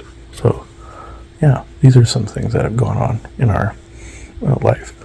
So, various things with the forest people and all that. So, and Ben came through on a GIC quite a while ago. I wanted him to come through again for a lifting one. And it was an older GIC that I wanted to be able to have a thing to replace that one with. I think this qualifies. So, I'm glad he did it. I'm glad they all did it. So, it is 10:01 p.m. Eastern Standard Time, Friday, March 28th, 2025. Thank you. Oh, also something that was meant by when Seymour was saying, the touch, you'd feel it for weeks. Fuma touched my mother's shoulder physically one time, and she felt the handprint for 2 weeks. It's the frequency. It's a whole thing with the monks in the Tibetan temple with the forest people. They were in meditative analam pose, and the monks still couldn't handle the energy. It's the same type of thing. I'm not sure which legend that comes from. I just heard it years ago. If people could find the exact legend, I haven't been able to locate it, about the forest people and the Tibetan people in the Tibetan temple. I cannot find text that came from. Somebody could locate the exact text in the mythology or in the history where it is, please let me know. Let us know. So it is. It's probably could be way back in the Tartarian history for all we know. I feel that's true. Like my monk lifetime I had there, where I was killed by Mongols. So, as a priest guarding records, so it could have come from that and got passed down, just like a lot of things got passed down from Atlantis, like Tower of Babel, all of those type of stories. So, and it was years later, many centuries later, when it was inducted into sacred texts. It could come, just like the other was for Atlantis, the other one could come from the Tartarian Empire. That's what I'm thinking. So I've tried looking there, can't find anything. It's not surprising that the dark forces redacted a lot of it and just turned it into myth, because myth and legend is just distorted history. That's all. So sometimes it's allegorical, but most of the time it's distorted history from way, way back, tens of thousands of years ago, even hundreds of thousands. So just like the Orion Wars, or in the Mahabharata. So it is 8:26 a.m. Eastern Standard Time, Saturday, March 29th, 2025. Thank you. Okay. Also, last night when we recorded that show with Christy, I also saw Joanna's cat, Tom. That he was mentioned was around back for Nick purring. I hear the whole time. He obviously passed away, but yeah. So yeah, it was interesting to see that. Also, Winston came around this morning, and he was pointing out some stuff here that I need to correct in the workshop. I believe he's saying there's an entity or something, possibly. Yeah, okay. He was also saying we were going to we're going to Bacon's Castle this morning, and we're going to do a show based on that. So, yeah, I'm not seeing what else you're referring to, buddy. Okay. That's negative. I don't really see it. All right. Let's see.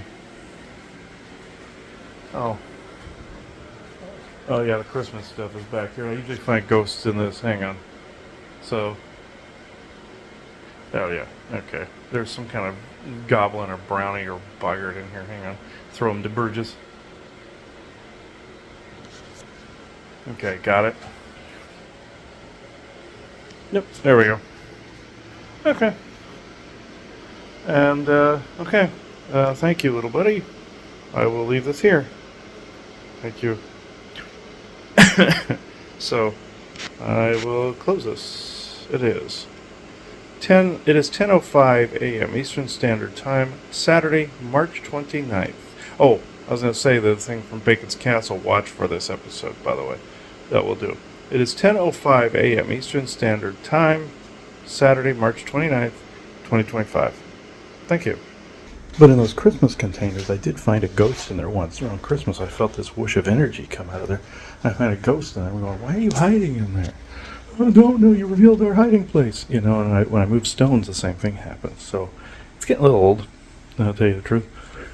It doesn't happen as often, but there was that one of those little puckwudgie goblin things in there. And I thought that was, yeah, it gets a little old. So just trust me, it can get very old. So especially when you see these things. If you don't, you know, they can cause mischief in the background. You don't know it. Amber, frankincense, myrrh, silver repels them quite heavily, but then they can try to get into corners where you don't have it. Circle the property with colloidal silver. You should be all right. I know it's expensive at times, but if you can make it at home, all over. So, like make it in gallons and stuff like that, you'll do good. So it is. Bjorn suggested I make it, and I'd probably end up using it all over the place. So, and in our land pours, which I do in our land pours quite a bit, along with amber, frankincense, myrrh, sage, palo santo, cloves, and multiple others. So it is 10:20 a.m. Eastern Standard Time, Saturday, March 29th, 2025. Thank you.